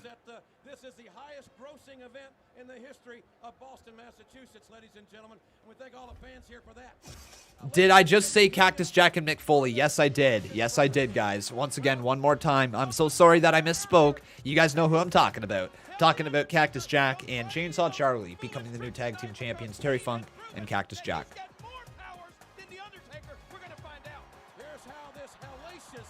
That was so good. But up next, we got Undertaker versus Kane. Are you ready for this one? Is this the actual start of the debut of, like, Kane against Undertaker? Like, was this right after Kane showed up, ripped apart the cell?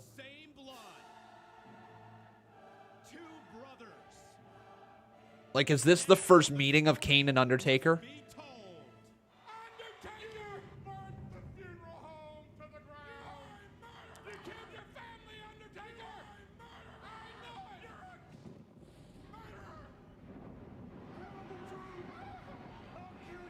No, it was a couple months later. Well, yeah, obviously it's a couple months later, but what I'm asking is, like, this is the first run, right? So, yes, it's the first run of the Undertaker and Kane. Bad Blood 97. Right.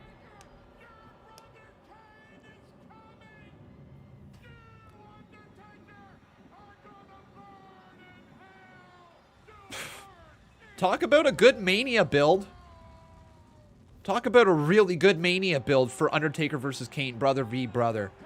Wasn't that the whole reason Kane was created to begin with? To try to get the Undertaker over? And it was meant to be just a one-off not a one-off appearance, but a one-off storyline with Kane and the Undertaker?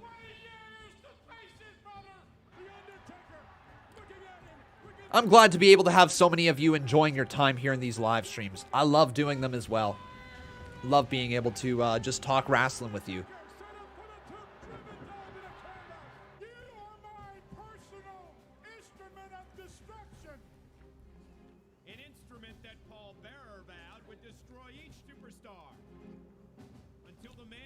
Crazy. Just crazy how good this show has been. So WWE starts to produce really good WrestleManias at this point, right? Like WrestleMania 14 was clearly awesome. WrestleMania 15 was really good. WrestleMania 16 I think was decent. 17 is one of the best ever. 18 is up there. 19 is one of the best ever. So they go through this stretch of like 6 or 7 years of just excellent WrestleManias, don't they?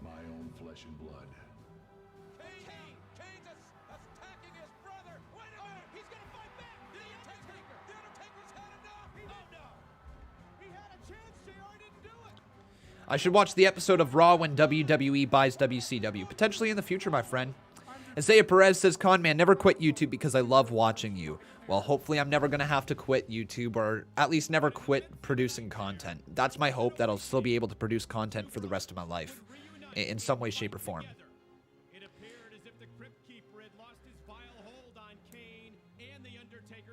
Yeah, hopefully I'll be talking wrestling with you guys for a long time. I'd like to talk more sports. I'd like to talk about hockey. I'd like to talk, obviously, about wrestling. I'd like to talk a little bit about MMA.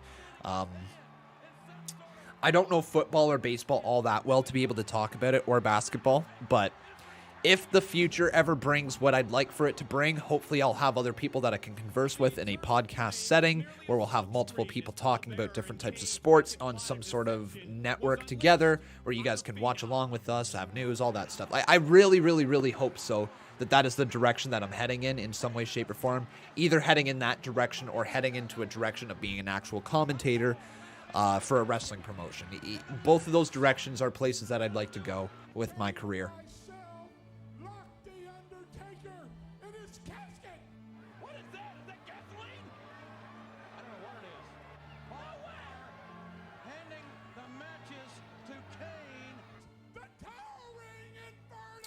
Chuck says this was storytelling at its finest. Attitude Era knew that controversy sells.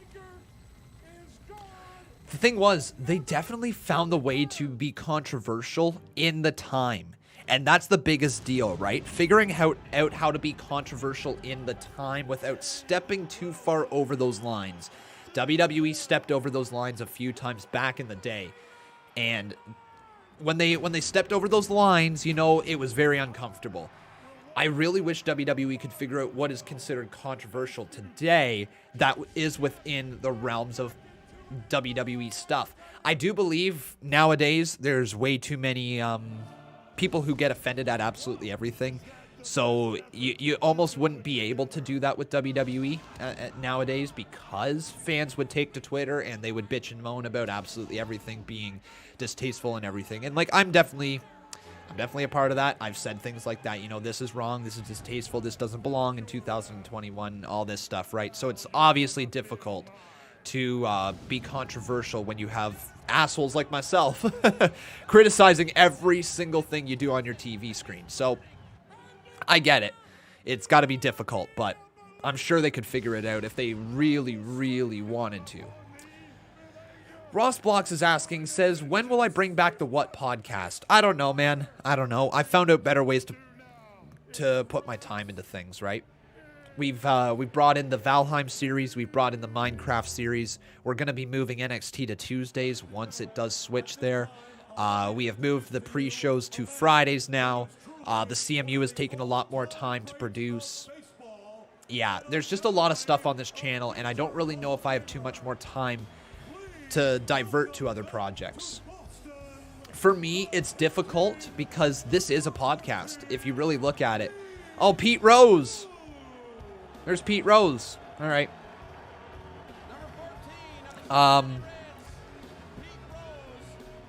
It's just I don't have a lot of the time to put into those type of projects anymore that I would like to. If I had an editor and if I had somebody looking after the CMU, you know what I mean? Like if I had somebody produce the show, record the matches, edit it, all of that, and I just had to commentate over it, I would probably be able to open up a lot more time for, God, a lot more other things. I just, one, don't have the funds, disposable funds, in order to hire on a team because we simply operate off of super chats here on this channel. The ad revenue that we get is like literally low. I think so far in all of 2021, I believe I've made $331 off of ad revenue in 2021. So to some people that might seem, oh my God, that's a lot of money. No, that's throughout the entire of 2021 off of ad revenue. So I don't have the ad revenue to support a team of editors. I don't have the ability to just say, okay, I'm going to upload videos and we're going to make roughly between this amount of money. I don't have that. I've simply got the ability to go live, communicate, and hopefully I have good streams as a result. You know what I mean? So right now, I still don't have the funds in order to hire on somebody else onto this channel. It was my goal to be able to have an editor one day. And I don't know if I'm ever going to be able to get that.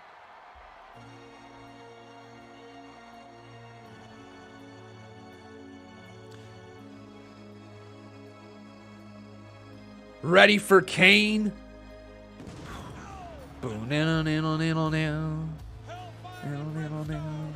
Tommy J says that's really not much from ad revenue. It's nothing. It's absolutely nothing.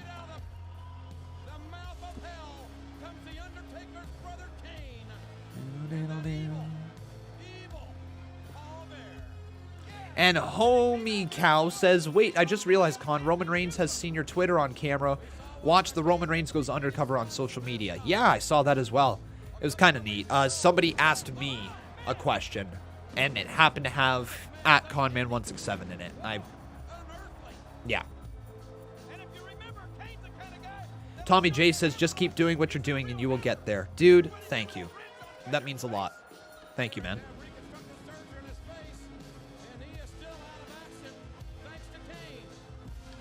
What a cool character Kane was. Imagine seeing this actually, like, be on your screens for the first time. This would be really, really cool.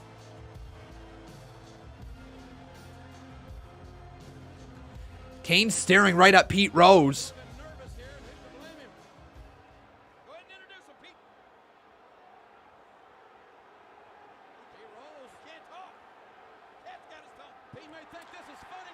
Uh-oh. Kane to Pete Rose has him up in the tombstone. Are you kidding me? Pete Rose just ate a tombstone.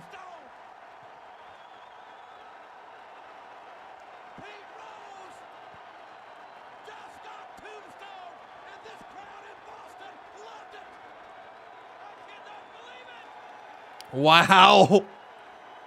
Kane tombstone Pete Rose at WrestleMania. Talk about making headlines. That would have made headlines. There's no doubt about it, right? So to anybody who watched this event, was this one of the major talking points coming out of the show? It had to have been, right? It had to have been.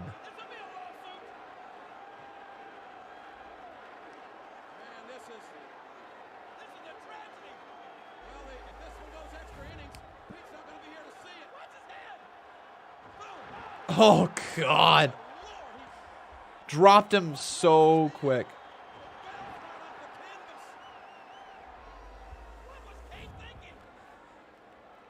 Well then, that was entertaining. It sure did make the headline, says Tommy J. And now comes Undertaker. What a pay-per-view this is. This is literally my favorite old school pay-per-view I've watched so far on this channel. I'm actually having a fantastic time watching this. It has been entertaining through and through.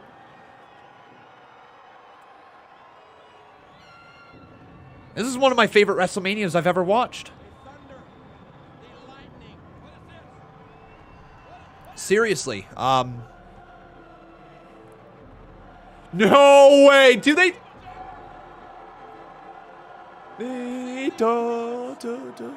This music, guys. I didn't know they played this music. The creatures of the night worldwide.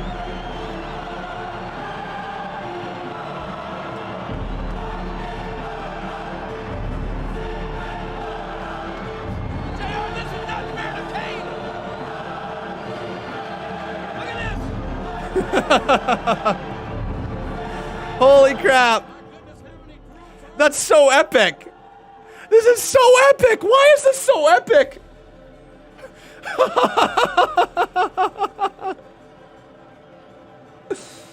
Oh my god. This music is ridiculous. There's the lightning. And there's the gong. Oh my god. This is cool, man.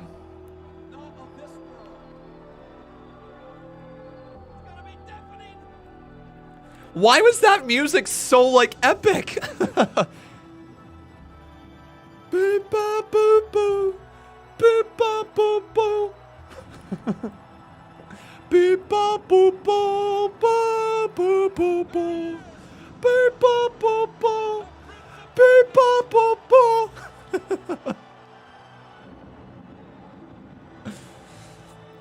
But man, the Undertaker on his way to the ring. Talk about missing characters from wrestling nowadays. The Fiend is certainly one. There isn't too many characters. Apollo Crews is becoming a character now. But look at this. Undertaker and Kane. Characters.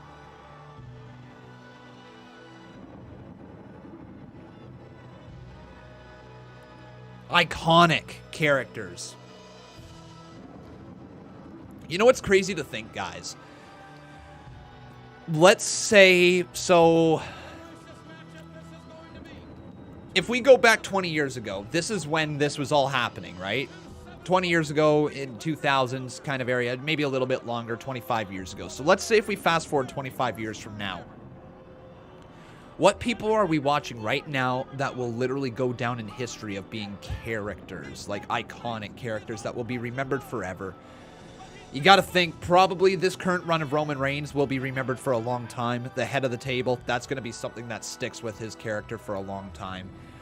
You got to think the Fiend right now, that's going to be something that we remember for like 25 years from now as well. I don't know if we'll probably remember the Hurt Business. I don't know how fondly we're going to remember the Hurt Business, but we're going to remember of the Hurt Business. But yeah, you take a look. Imagine watching this and saying, okay, people that we are going to remember their characters 25 years from now, 50 years from now. We are never, ever going to forget their characters. You look at these two in the ring, Undertaker and Kane. It's hard to say there is ever better characters than these two. These two are probably the best characters WWE has ever come up with.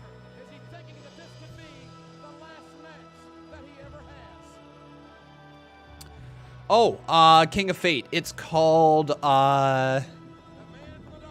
Quiplash. It's called Quiplash.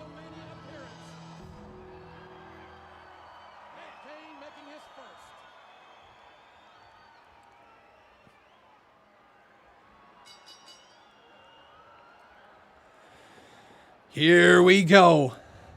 Man, do you guys really think John Cena had the greatest WrestleMania entrance of all time? Really? Really? Okay. Interesting.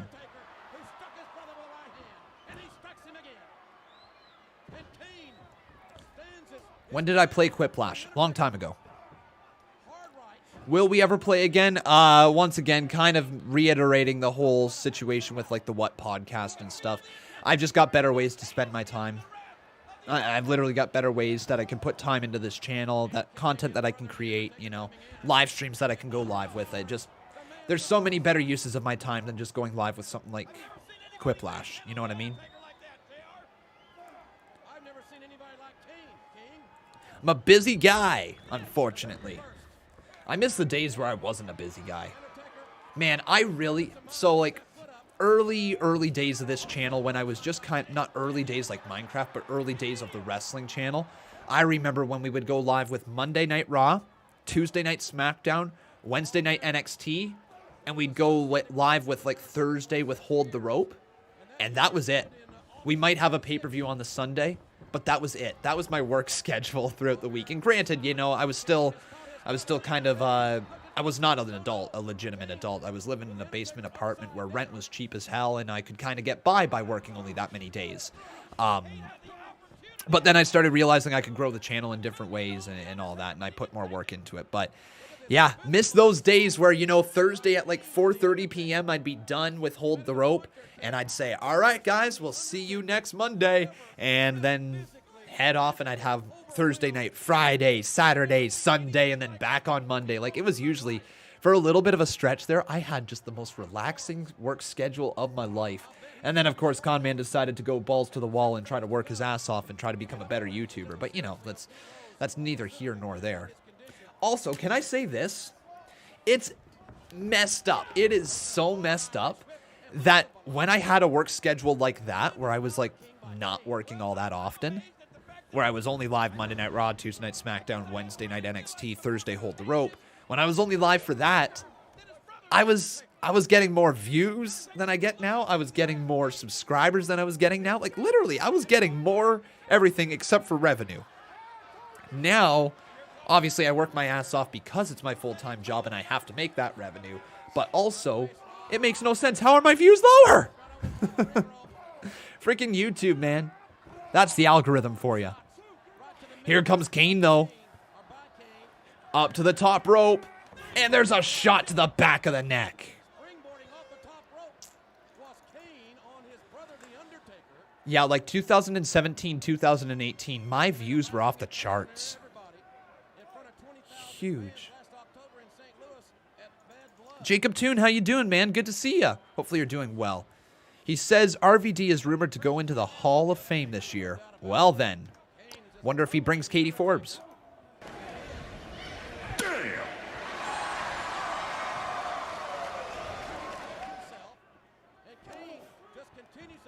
Steve Taylor says, I've always liked SmackDown on Fridays better. I like the break. Of course, NXT and AEW exist now, though. Yeah. In the current day and age with wrestling, SmackDown belongs on Fridays. It does. I certainly miss it on Tuesdays because from a work schedule, it made it a little bit easier, right? And I guess that's the biggest problem is that sometimes I would like to be able to have a Friday night or whatever, and then obviously you got SmackDown, so you can't really do that. It doesn't bother me too much, but it's sitting there in the back of your mind, right? Like anytime you want to do anything, okay, I'm going to have to book time off work if I really, truly wanted to go anywhere for a weekend. COVID has kind of prevented me from going anywhere or doing anything, but it's still a thing in the back of my mind. I'm not complaining, though. I still love streaming Friday Night SmackDown. I love getting around every single Friday with you guys and talking wrestling. It's just a good time. Not trying to sound like I'm complaining whatsoever. Randy Orton says Kenny Omega will be on Impact Wrestling here tonight. And Tommy J says, I would love to have a YouTube channel as my job. It's fun. It's a lot of work. Jacob Toon says, Connie, are you balding? No, I don't think so. My hair's really long right now. I don't think I'm balding. I've got a little bit of a widow's peak, but my dad has one as well. Yeah, you can kind of see. I've got a little bit of a widow's peak, but not much of one. My dad has a little bit of one. My grandpa has a little bit of one, but both of them still have all their hair, so I should be good. Unless, you know, something weird happens.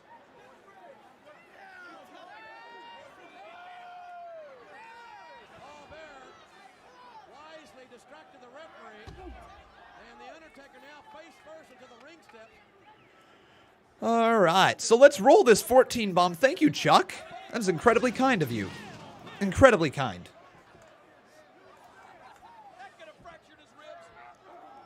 And let's roll it. 14 bomb. Are you ready?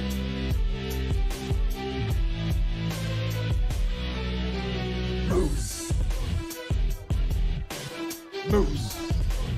Wait, what? Paul Bearer? Wait, what the frig? Paul Bearer's attacking Undertaker. What the frig?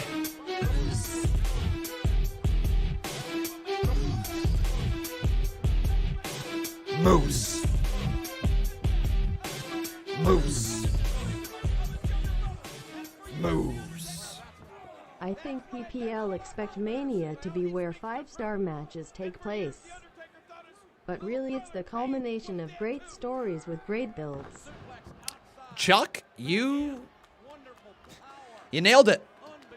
You nailed it. You never know when a 5-star match is going to come out of nowhere. But WrestleMania is the culmination of the feuds.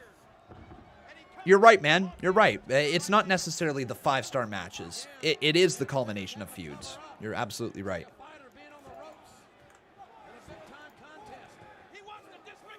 Jacob Toon, though, my man, thank you for that 2-bomb right there. Well, actually, let me ask you guys, because Jacob Toon just said here in the live chat, he prefers a good story instead of a 5-star match. What do you guys prefer? A good story or a 5-star match? Let me know right now in the live chat. Good story or 5-star?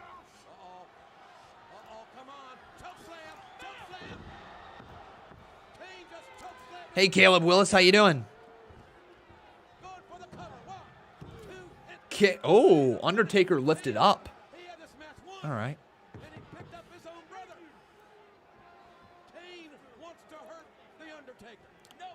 Yeah, I'm good story as well. Here's the thing. I'm all for a good story, but if the good story culminates with a shit match, the story's ruined. You know what I mean by that, right? So the storytelling does have to be culminated by a match worthy of the story. Doesn't have to be a 5-star match to tell the story, but it does have to tell the story. And sometimes matches culminate and they're so bland. So it's kind of like an in-between, isn't it? A little in-between. You got to have a great story for the match to matter.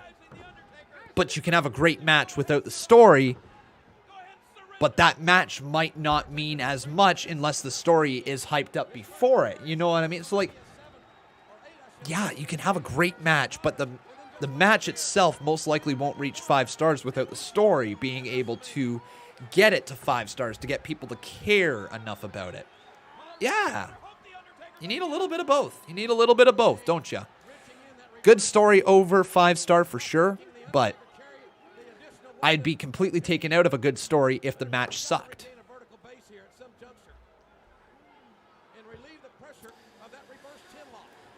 And then Chuck Francesco over here dropping another 7. Thank you so much, man. He says, don't get me wrong, though. 5-star at Mania is better than a 5-star on Raw.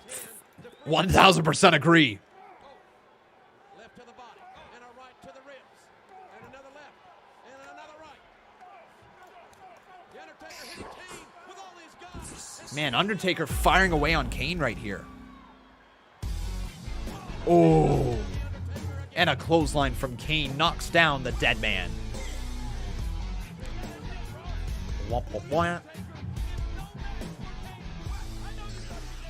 Boom. Elbow drop from Kane. Man, he could move. A 5-star at Mania is better than a 5-star on Raw. Kayla Willis says, man, to be honest, I have never seen WrestleMania 14. This will be a first for me, and I hope it will be good. My man, it's been really good. It's been really good. This is my first time watching WrestleMania 14 as well. And I've never seen any of these matches, and it's actually blown me away. This has been my favorite pay-per-view we've done since doing these Tuesday live streams. Been literally my favorite pay-per-view we've streamed so far.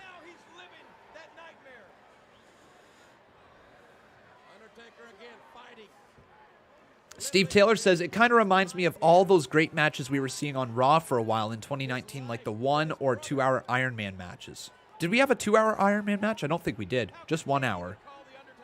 Yeah. Seth Rollins just crossed over the 1-hour mark with the Iron Man match, and I believe there was another one throughout the year or something like that. But there was no story or reason, so at the end, no one cared. The last time anybody truly cared about an hour-long match would have been Kofi Mania, right? Where the New Day was going through the gauntlet, trying to get Kofi Kingston to qualify at WrestleMania, where the Usos basically went to the side and said, nah, done. We're letting you go by. We forfeit, oos. Shadow Redeemer says, hi, Con Man. You never had Throwback Thursday since Throwback Thursday starts with TH. It's because we... Oh, my God. Undertaker just went through the table. Wow. Yeah, Throwback Thursdays was the thing we used to do on the channel. Literally exactly like this. Stream some old pay-per-views and watch it together. We used to do it on Thursdays. Thursdays are now for the CMUs, so that's why we do it on Tuesdays. Throwback Tuesdays.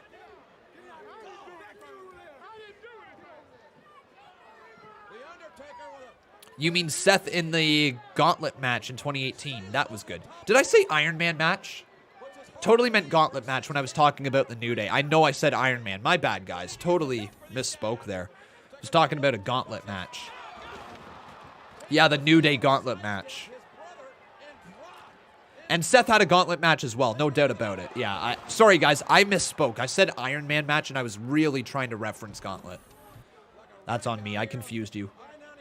Which sometimes tends to be the case here on this channel. I say something that's confusing, people be like, wait, what did you mean? And I'm like, oh, I meant this. And you're like, oh, okay, now I get you. Hey, J Money Jeff, can I ask you a favor, buddy? Do you think you could stop with the counting? It's not the best thing to see how much you F up or how much you mess up. It'd be wonderful if you maybe could stop doing it. I know you're getting a lot of enjoyment from it, but it's a reminder to how often I misspeak, and it's something I'm self-conscious of at this point. I want to figure it out. I want to figure out why I say the wrong things. And it's probably because I look at the chat here all the time and I'm reading things while I'm speaking. But yeah. Oh. Thank you so much, Brandon Harbin. I appreciate that.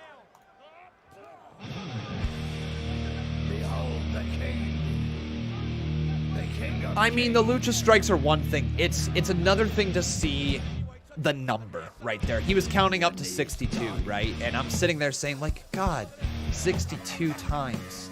And then every time I see it, there's another addition to it. 63, 64, 65. And it's been going on for a while, and my brain isn't liking it, I don't think. Unfortunately. Love this Mania. Fun watch and glad it holds up still today and that you guys are enjoying also. Hashtag Attitude Era, hashtag Contender. Undertaker just got tombstoned. No way. Kane, 1, 2. Kane can't get the victory. Undertaker kicks out. Okay, and with that, my friends, we've got ourselves a new boss, as Chuck Francesco has been the Boss Battle Champion for a little bit, but I forgot to update it. Yeah, the Pete Rose stuff happened. Or at least Kane Tombstone Pete Rose. I don't know if there's anything more with it. So with that, Chuck, you are are you a one-time boss? No, you're a two-time Boss Battle Champion. There you go, Chuck Francesco.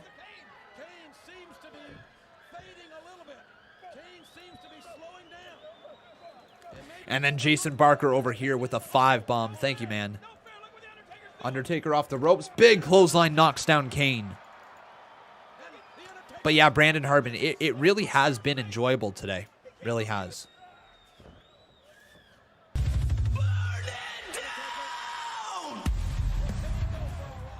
Kane had a voice box to talk into it this time. It wasn't the I'm talking by myself Kane.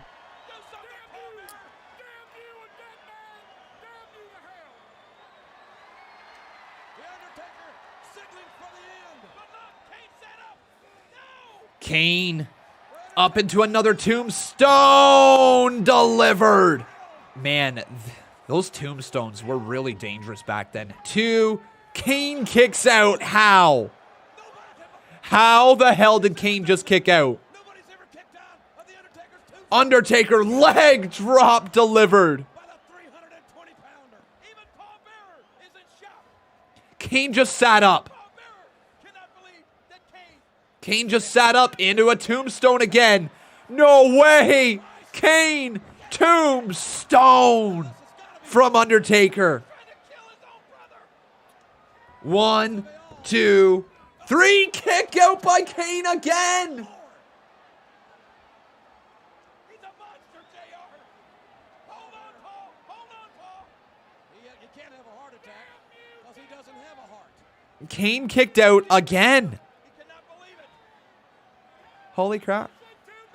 Who can believe it? Kakapopo was asking me, how did I start the CMU and how did I come up with it?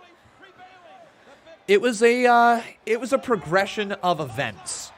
So it started with, I believe, I'm trying to remember. I had a game capture card, and I believe I started doing random WWE 2K19 content right after WWE 2K19 was released. I think I was messing around with doing certain things, and I started this thing called...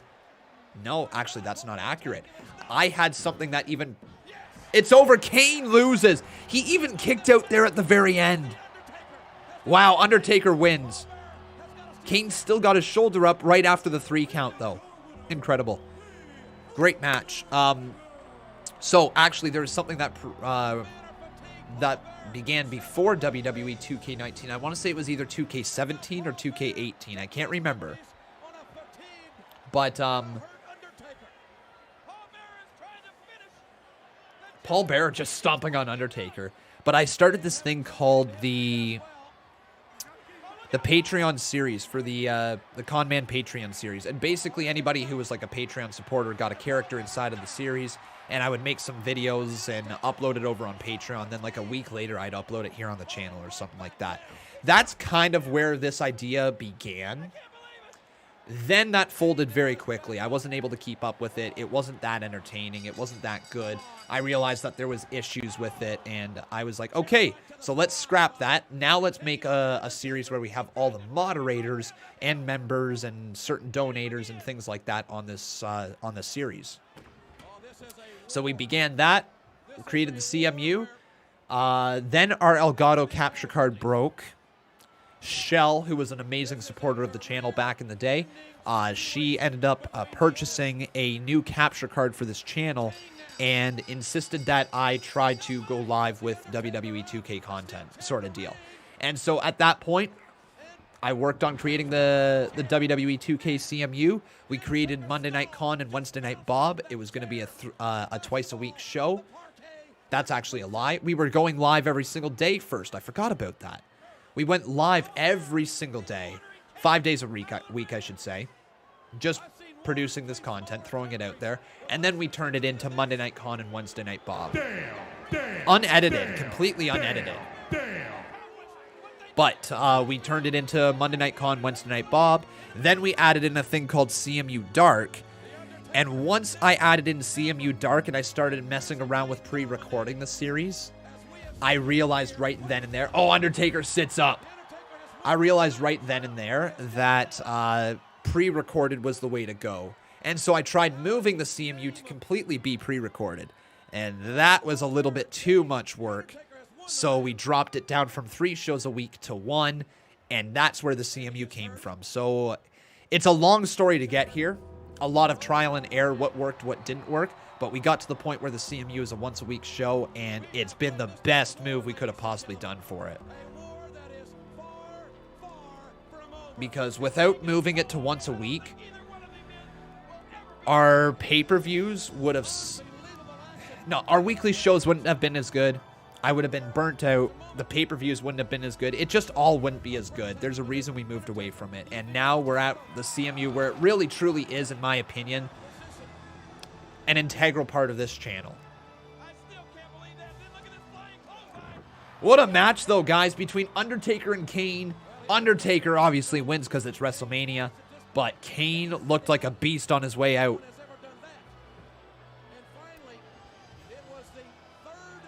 Jeff Hardy is having frustrations with the WWE. All right.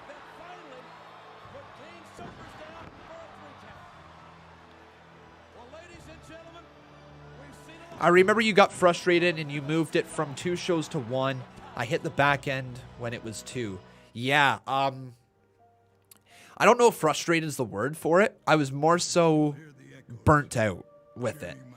And it was something that I really enjoyed producing, but I really didn't enjoy the way I was producing it. And so I had to figure out a way to try and run with it. Or walk the top rope. There were no pyrotechnics. No fancy flashing lights. Is my Fortified channel still up? Yeah, technically speaking, it's still up, yeah. Thank you, Cool Mario. Man of courage. Men of steel. They were men without fear. And I also realized with the CMU that the way I was running it was not sustainable long term, right? But today, I cheer for them.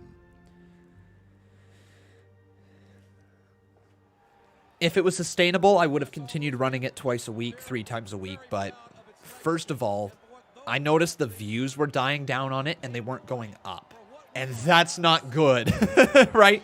When the views were going down with the CMU, week in, week out, and I was putting more work into it and the views continued to go down, I was like, man, that's telling me right there, I'm diluting the content way too much. I was just producing way too much of it. People weren't able to keep up to date with it. It was a lot of content. It was 2-hour shows every single Monday, every single Wednesday, and then 40-minute shows on Fridays. Like, it was a really, really long time to keep up to date with the CMU. And sure, some people really loved it, but once I dialed it back to once a week, I noticed that gave people a whole week to catch up on it. Maybe you weren't able to watch it live. Maybe you had to watch it at a later time. And it gave you a full week to catch up. And you weren't behind on the show. You weren't behind, 2 days later. You had a full week. And so I believe that was the best thing I could have done for the CMU. In my opinion, it's must-see now. In my opinion. Obviously, I'm the creator of it, but in my opinion, I think it's must-see. Knife Bryce, how you doing, my friend? Welcome to the channel. You say it's your first time? Well, welcome, my friend. It's good to have you. Hopefully you enjoy your stay here.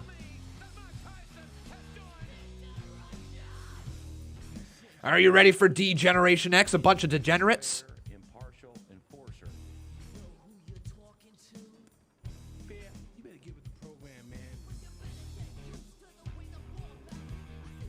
But yeah, this Thursday, it will be the CMU Fastlane. I'm looking forward to it. Big Tiger says it's also my personal favorite wrestling show each and every week. Man, that makes me excited to hear. Lux7 says can't wait for Thursday. I'm looking forward to it too, my man. You got that U.S. title match. King of Fate says I'm glad CMU doesn't have any true jobbers. Mm-hmm.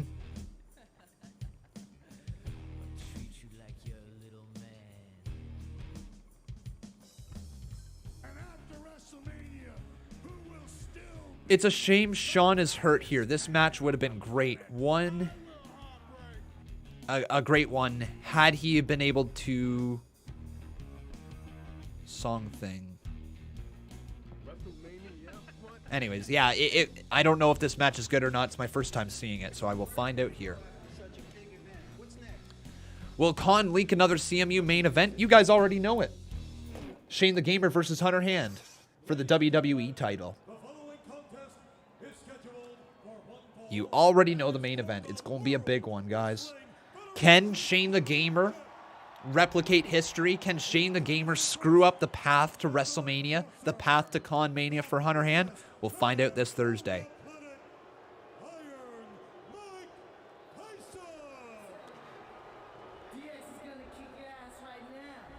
And here comes Mike Tyson.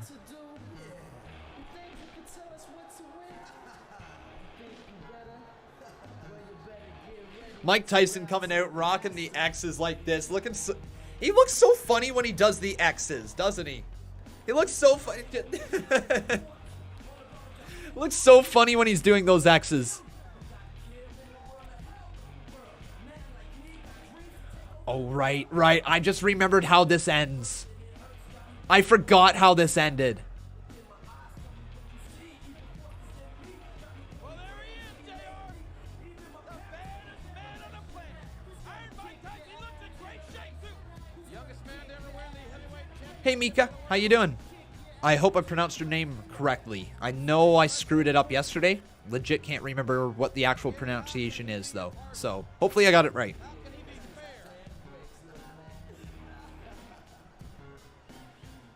Once again, though, let me know what's your favorite WrestleMania entrance of all time right here in the live chat. Okay, you can do either vote Triple H 30 You can do vote Flair 24. You can do vote Shawn 12. Vote Taker 30. Vote Hogan 18. Vote Banks 32. Or vote Cena 25.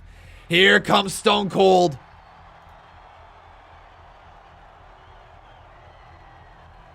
Here he comes, man.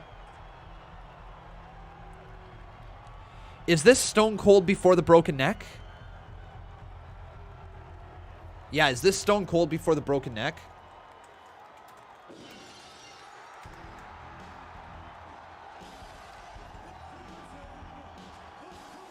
Oh no, it's after. It's after. Okay. It's after. Damn. Wow. Holy crap. Holy crap. I don't think it's ever dawned on me just how different the history of wrestling could have been if Stone Cold Steve Austin didn't recover from the broken neck. How different could wrestling be if he didn't recover from that broken neck? Dear Lord.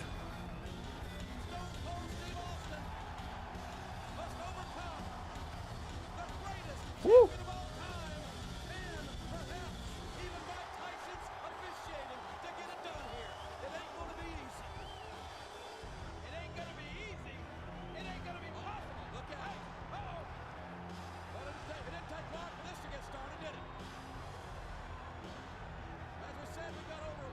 All right.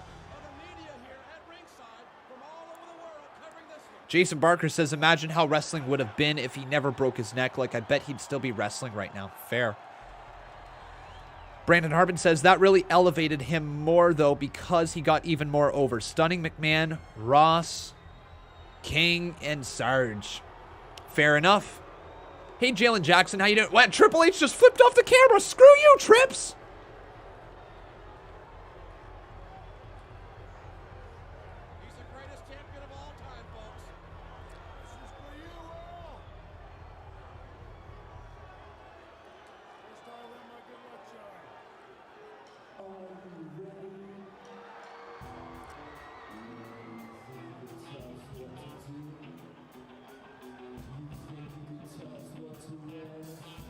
Oh no. You think that you're better? Well, you better get ready. Bow to the masters.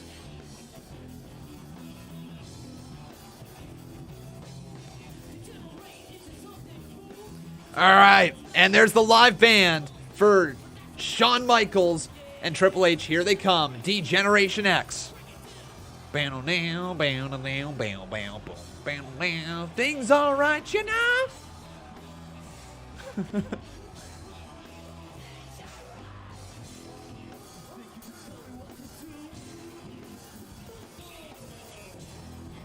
Wait, what is the actual lyrics? Degeneration. I've never looked up the lyrics of this song. Theme lyrics. One sec.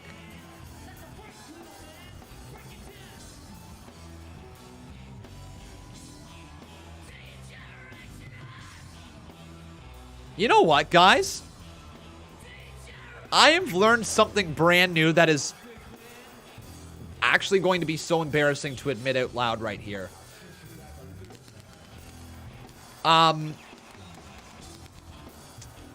The chorus, growing up and to this date as of 5 seconds ago, I legitimately thought the chorus of this song was "Things all right, you know." I don't know why. "Things all right, you know" is what I thought they said. They're actually saying D-Generation X. Things all right, you know. D-Generation X! Like, how did I miss that up? How did I mess?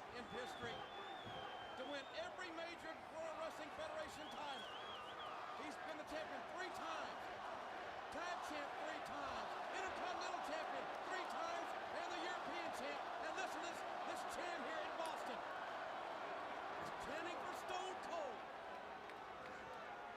Like, now I'm really confused. I've went through my whole life. One sec. DX theme.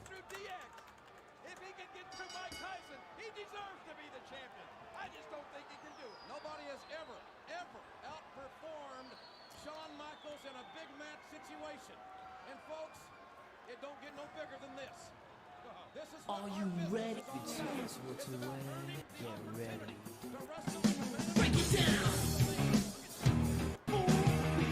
Ready?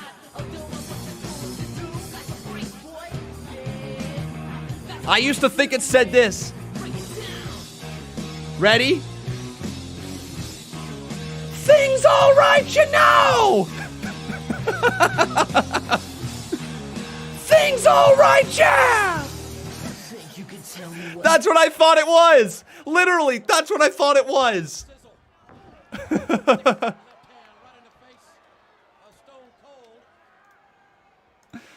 Wow, con man. All right. How? I don't know. I must have heard it as a kid, and I must have heard it that way as a kid. And I never looked it up. To this point, never really put thought into it. And it just kind of clued in on me when I was singing that it didn't sound like it. And I was like, wait a second. That's not the lyrics, is it? Oh, Austin with a big shot right there to Michaels.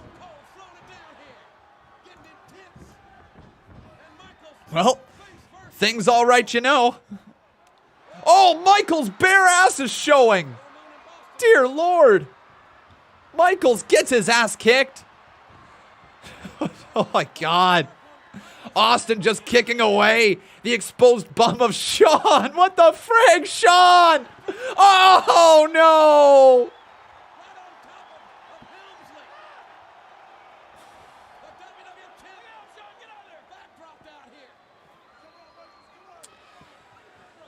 Jason Barker says, remember when Stone Cold was told he had to wrestle with Brock Lesnar? No build to the match, so he took off with his ball and ran for a year and left a bad taste in everybody's mouth.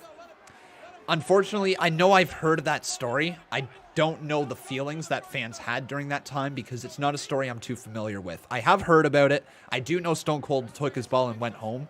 I really didn't know the reasoning behind it.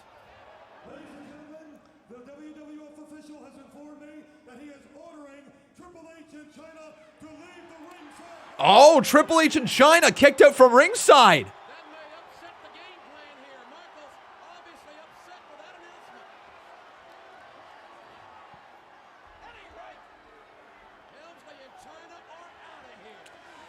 Kevin Langhoff tweeted saying, Kevin Langhoff sent a message saying, Conman, Bayley just tweeted, if she cannot get Cole, she better get main event Banks versus Bianca. Intrigued. Interesting. Interesting.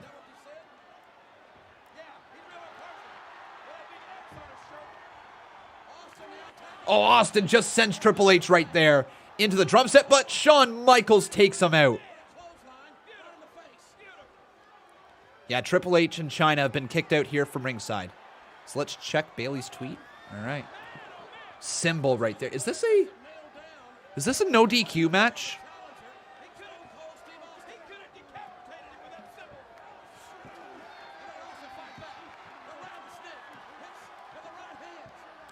Oh, Shawn Michaels. Oh, right into that dumpster that we saw earlier. That dumpster's getting a workout here today.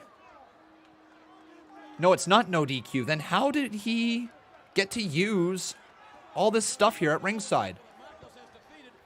He literally used a symbol as a weapon, then threw him into a trash can.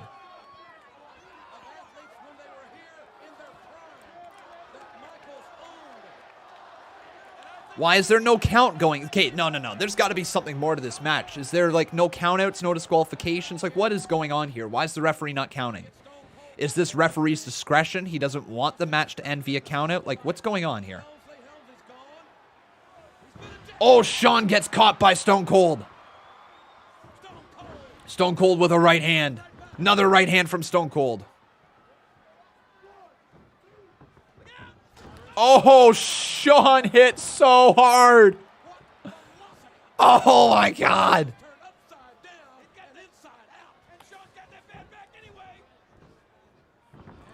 Oh, inverted atomic drop right there on Michaels. Into the cover, count of 2, kick out by Shawn.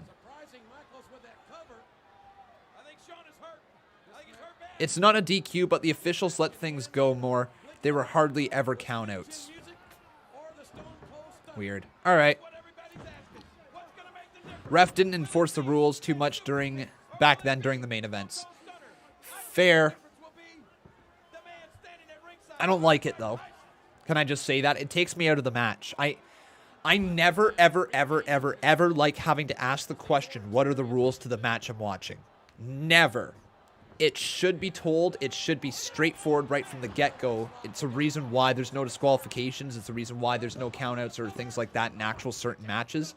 Because it tells you how the match is set to go. It tells you how these performers have to operate within the confines of these rules. You know what I mean? It'd be like... Oh my God, Michael's hitting the... whatchamacallit, hitting the table really hard. It'd be like, you turning on an NHL game and seeing there's 5 players on one team and 4 on the other. No penalty on the screen, no explanation why, and just saying, well, they're just playing this way because... Or if the game was constantly 4-on-4, as opposed to 5-on-5, and there was no explanation as to why this whole game was 4-on-4. Well, that's the rules of the game here today. Or if all of a sudden the referees just stopped adhering to the rule of when the goalie leaves the crease to go to the bench, you can put an extra player on the ice, and they just decide to throw an extra player on the ice just because they can, and the referee decides, well, it's the Stanley Cup final game, so we're not going to worry about the rules. You know what I mean? That doesn't make sense to me. That's something that I've always struggled with wrestling, when referees, at their discretion, let the rules go. It's fine if they choose to do a slower count. It's fine if they choose to ignore maybe a minor disqualification like a hair pull or a thumb to the eye. But foreign objects, countouts, these are basic rules of wrestling, right? And to me, it literally takes me out of the match when I have to question, well, what's the rules of this match? It should be enforced at all times. And if you wish not to enforce it, make it a no DQ match. Make it a no countouts match. Like, make it understandable as to why these guys could go outside of the ring and fight and use, like, the symbol as a weapon. You know what I mean?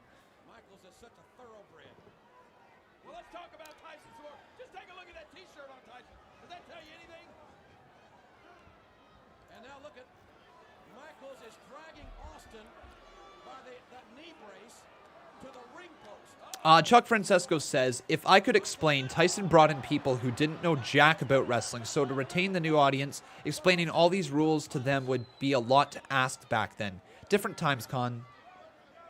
You know what, man? That's absolutely so fair. That's so fair. I never thought about it that way.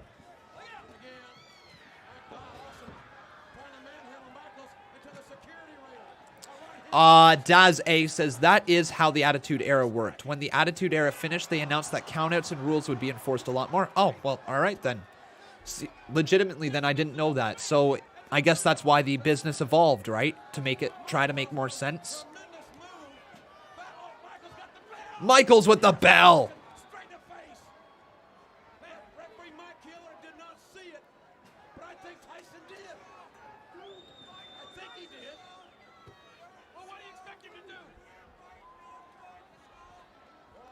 Stone Cold slowly trying to get back up to his feet as Shawn Michaels.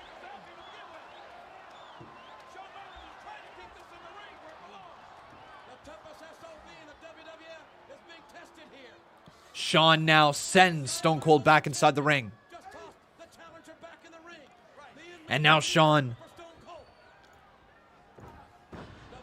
Another right hand there knocks down Stone Cold Steve Austin. No, I don't know what you mean. I'm unsubscribing. Okay, John Smith. Bye. That's a weird reason to unsubscribe, but hey, to each their own. Oh, crap. The stock market closed today. I didn't take a look at what I was at. Shoot. Probably all red. Yeah, why on earth would Con Man be able to make money? No. Yeah, all red. Look at this. Look at this crap. I don't know if you guys can see it, but look at all the reds. We've got a gray right here. It looks green, actually. We got a gray right there, and we got a green up here. Literally everything is red. Come on, man. Losing so much. Oh. What are these fans chanting? I can't quite make it out. That stupid Boston accent. Snap mare by Shawn Michaels. Obviously in pain. Chuck says Vince strayed away from quality in-ring work and was so focused on storylines since that made him money. Ruthless Aggression era reintroduced the concept of being good in the ring. Did it really? Is that how it worked? Is that what the Attitude Era was? It really was a change in philosophy then, wasn't it? Shawn just flipping off the crowd. Man, the middle finger's an easy thing to draw in a reaction from, isn't it? Such an easy way to get a reaction from the crowd.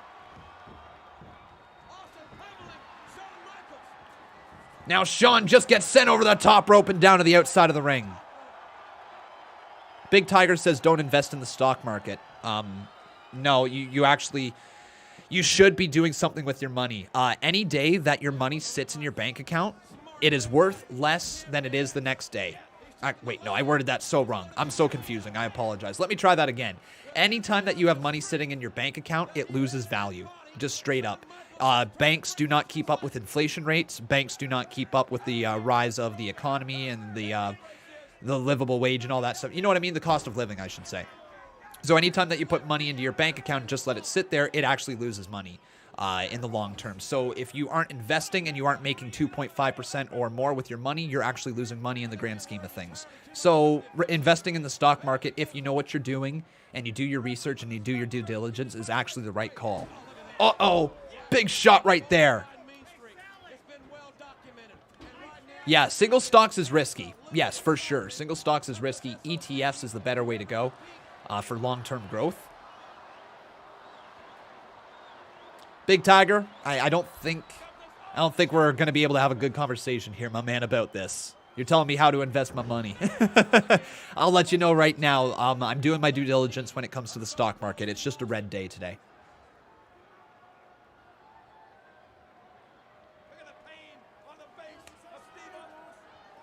For the most part, I've actually had a pretty good gain. I'm up 34% lifetime in the market. So I'm happy with that. Oh, a big shot right there to the back of the knee. Another shot right there to the back of the knee of Stone Cold.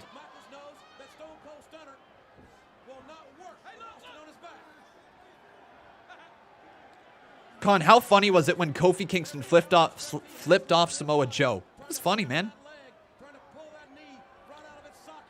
34%, Marco Jacobs. I'm not going to give you an actual dollar value, but I'll let you know the percentage that I made. 34% lifetime, I believe, is what it is.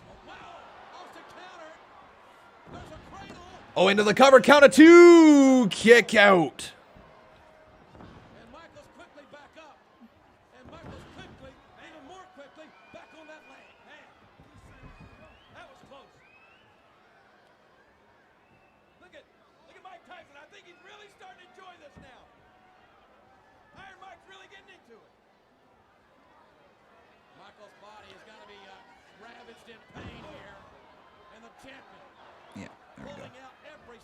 All good, Big Tiger. All good, man.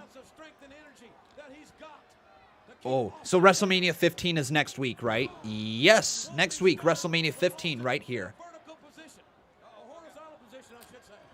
I only got in last July there, Kevin Langoff, so it's only been since July, but I think that's a pretty solid first year here for me in the stock market. I know I've got a lot to learn still. I'm still kind of learning, and a few risks that I've made are not paying off. But overall, I've made some good investments. Overall, I have.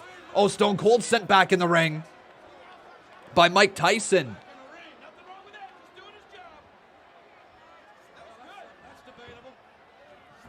Oh, and there's a shot right to the back of the knee of Stone Cold. By Shawn Michaels, and Austin's knee may have just been dislocated. There may be ligament or cartilage damage there. Michaels is absolutely relentless.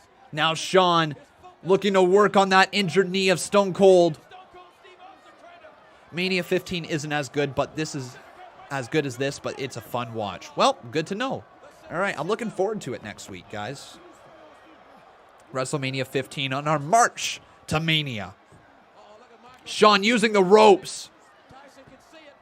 Nobody, the other referee, Michinoku. Using the ropes. Shawn hanging on, giving him extra leverage. 2 kick out by Stone Cold.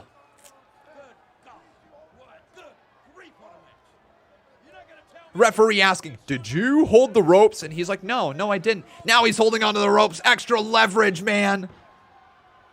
Again, Austin with the advantage. And believe me, if that was cheating, if that was unfair, You personally do mutual funds, growth, aggressive growth, and income in international. Okay, I'll look into mutual funds. I'll look into them. I don't know. Actually, no, I know nothing about mutual funds. No, nothing. Unless that's ETFs, I do not believe that's the same thing, though. Then I know absolutely nothing about them. But if they're ETFs, then I know a little bit, but I don't think they're the same thing, right, man? Reversal. Now Shawn Michaels is locked in here in the sharpshooter, or the figure 4 kind of reversed. quickly in the ropes.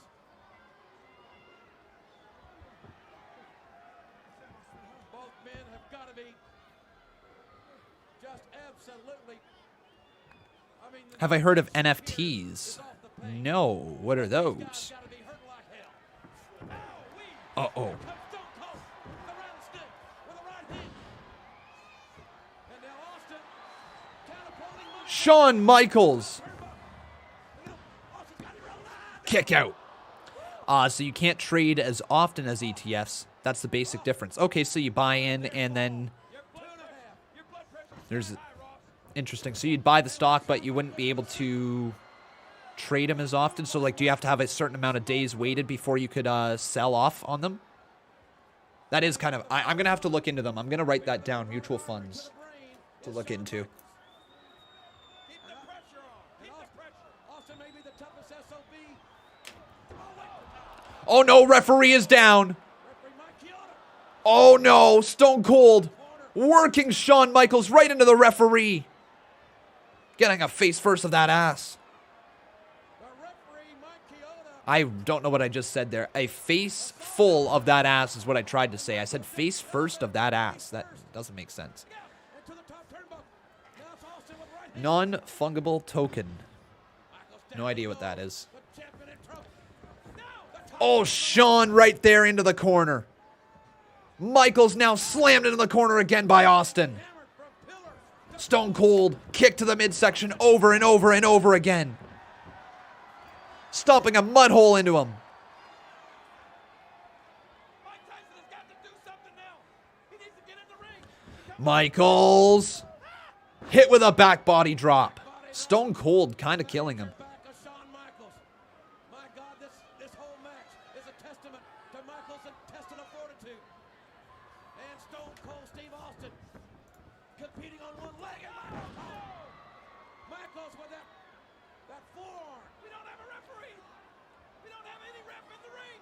Right. I did read about that there, King of Fate. Yeah. Both men are out. And Shawn Michaels somehow comes over. My God, can you believe this man?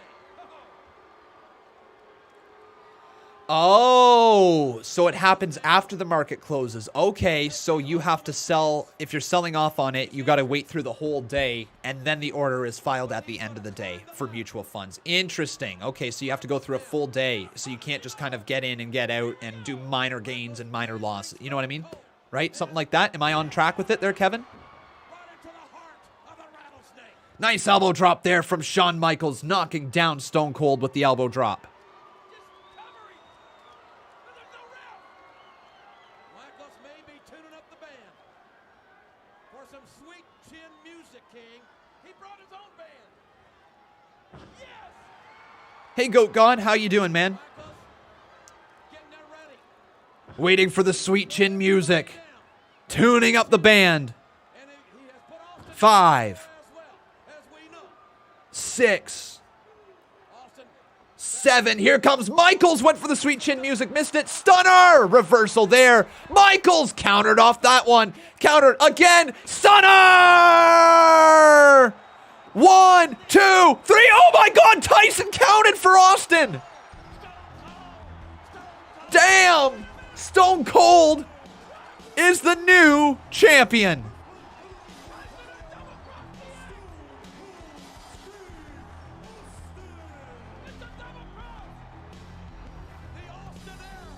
Wow, all right. So Stone Cold, and this is where Tyson rips off the shirt, right?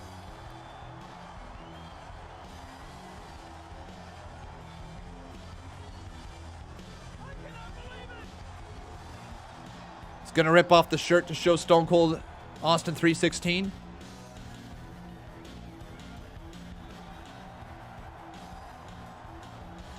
Brandon Arbin says, yes, when you said that about Edge Sunday, this is what I thought about. Well, I didn't know that that's what the special guest enforcer or special enforcer was all about.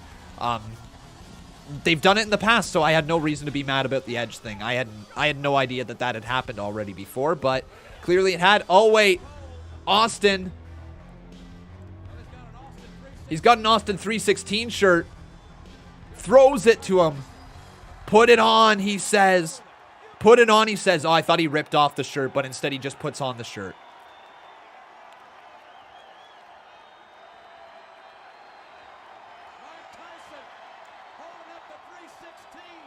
Tyson holding it up. Is he going to wear it?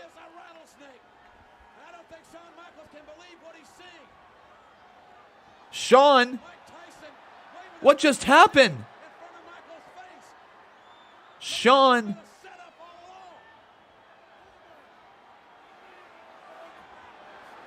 Tyson gets the shirt ripped out of his hands. Michaels can't believe what just happened. Tyson, is he about to knock his ass out? Tyson! Tyson! Tyson! Oh, there it is! There it is! The right hand of Michaels! And Tyson raises the hand of Austin. And that's how Mania ends, isn't it? That's how WrestleMania ends here. Damn, what a fun show that was. I had a really good time watching that.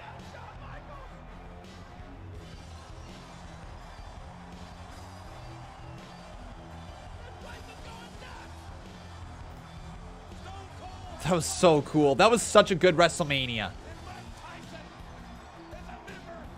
Well, no doubt about it, that's my favorite stream that we've had here so far with the throwback streams. That is my favorite one that we've watched so far. That WrestleMania 14 is all of a sudden in my top little bit of match or pay-per-views. That was really good from start to finish.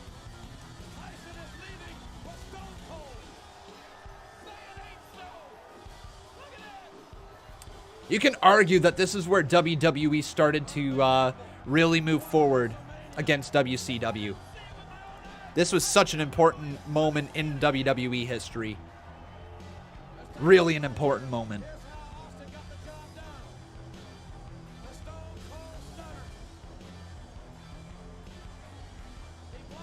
What did you guys think? Thumbs up, thumbs down, or fist emoji for that pay-per-view here today? I really enjoyed it. Big thumbs up from Conman.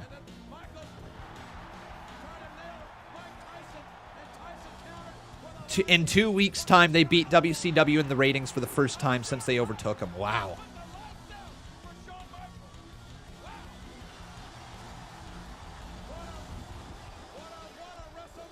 What a fun WrestleMania that was.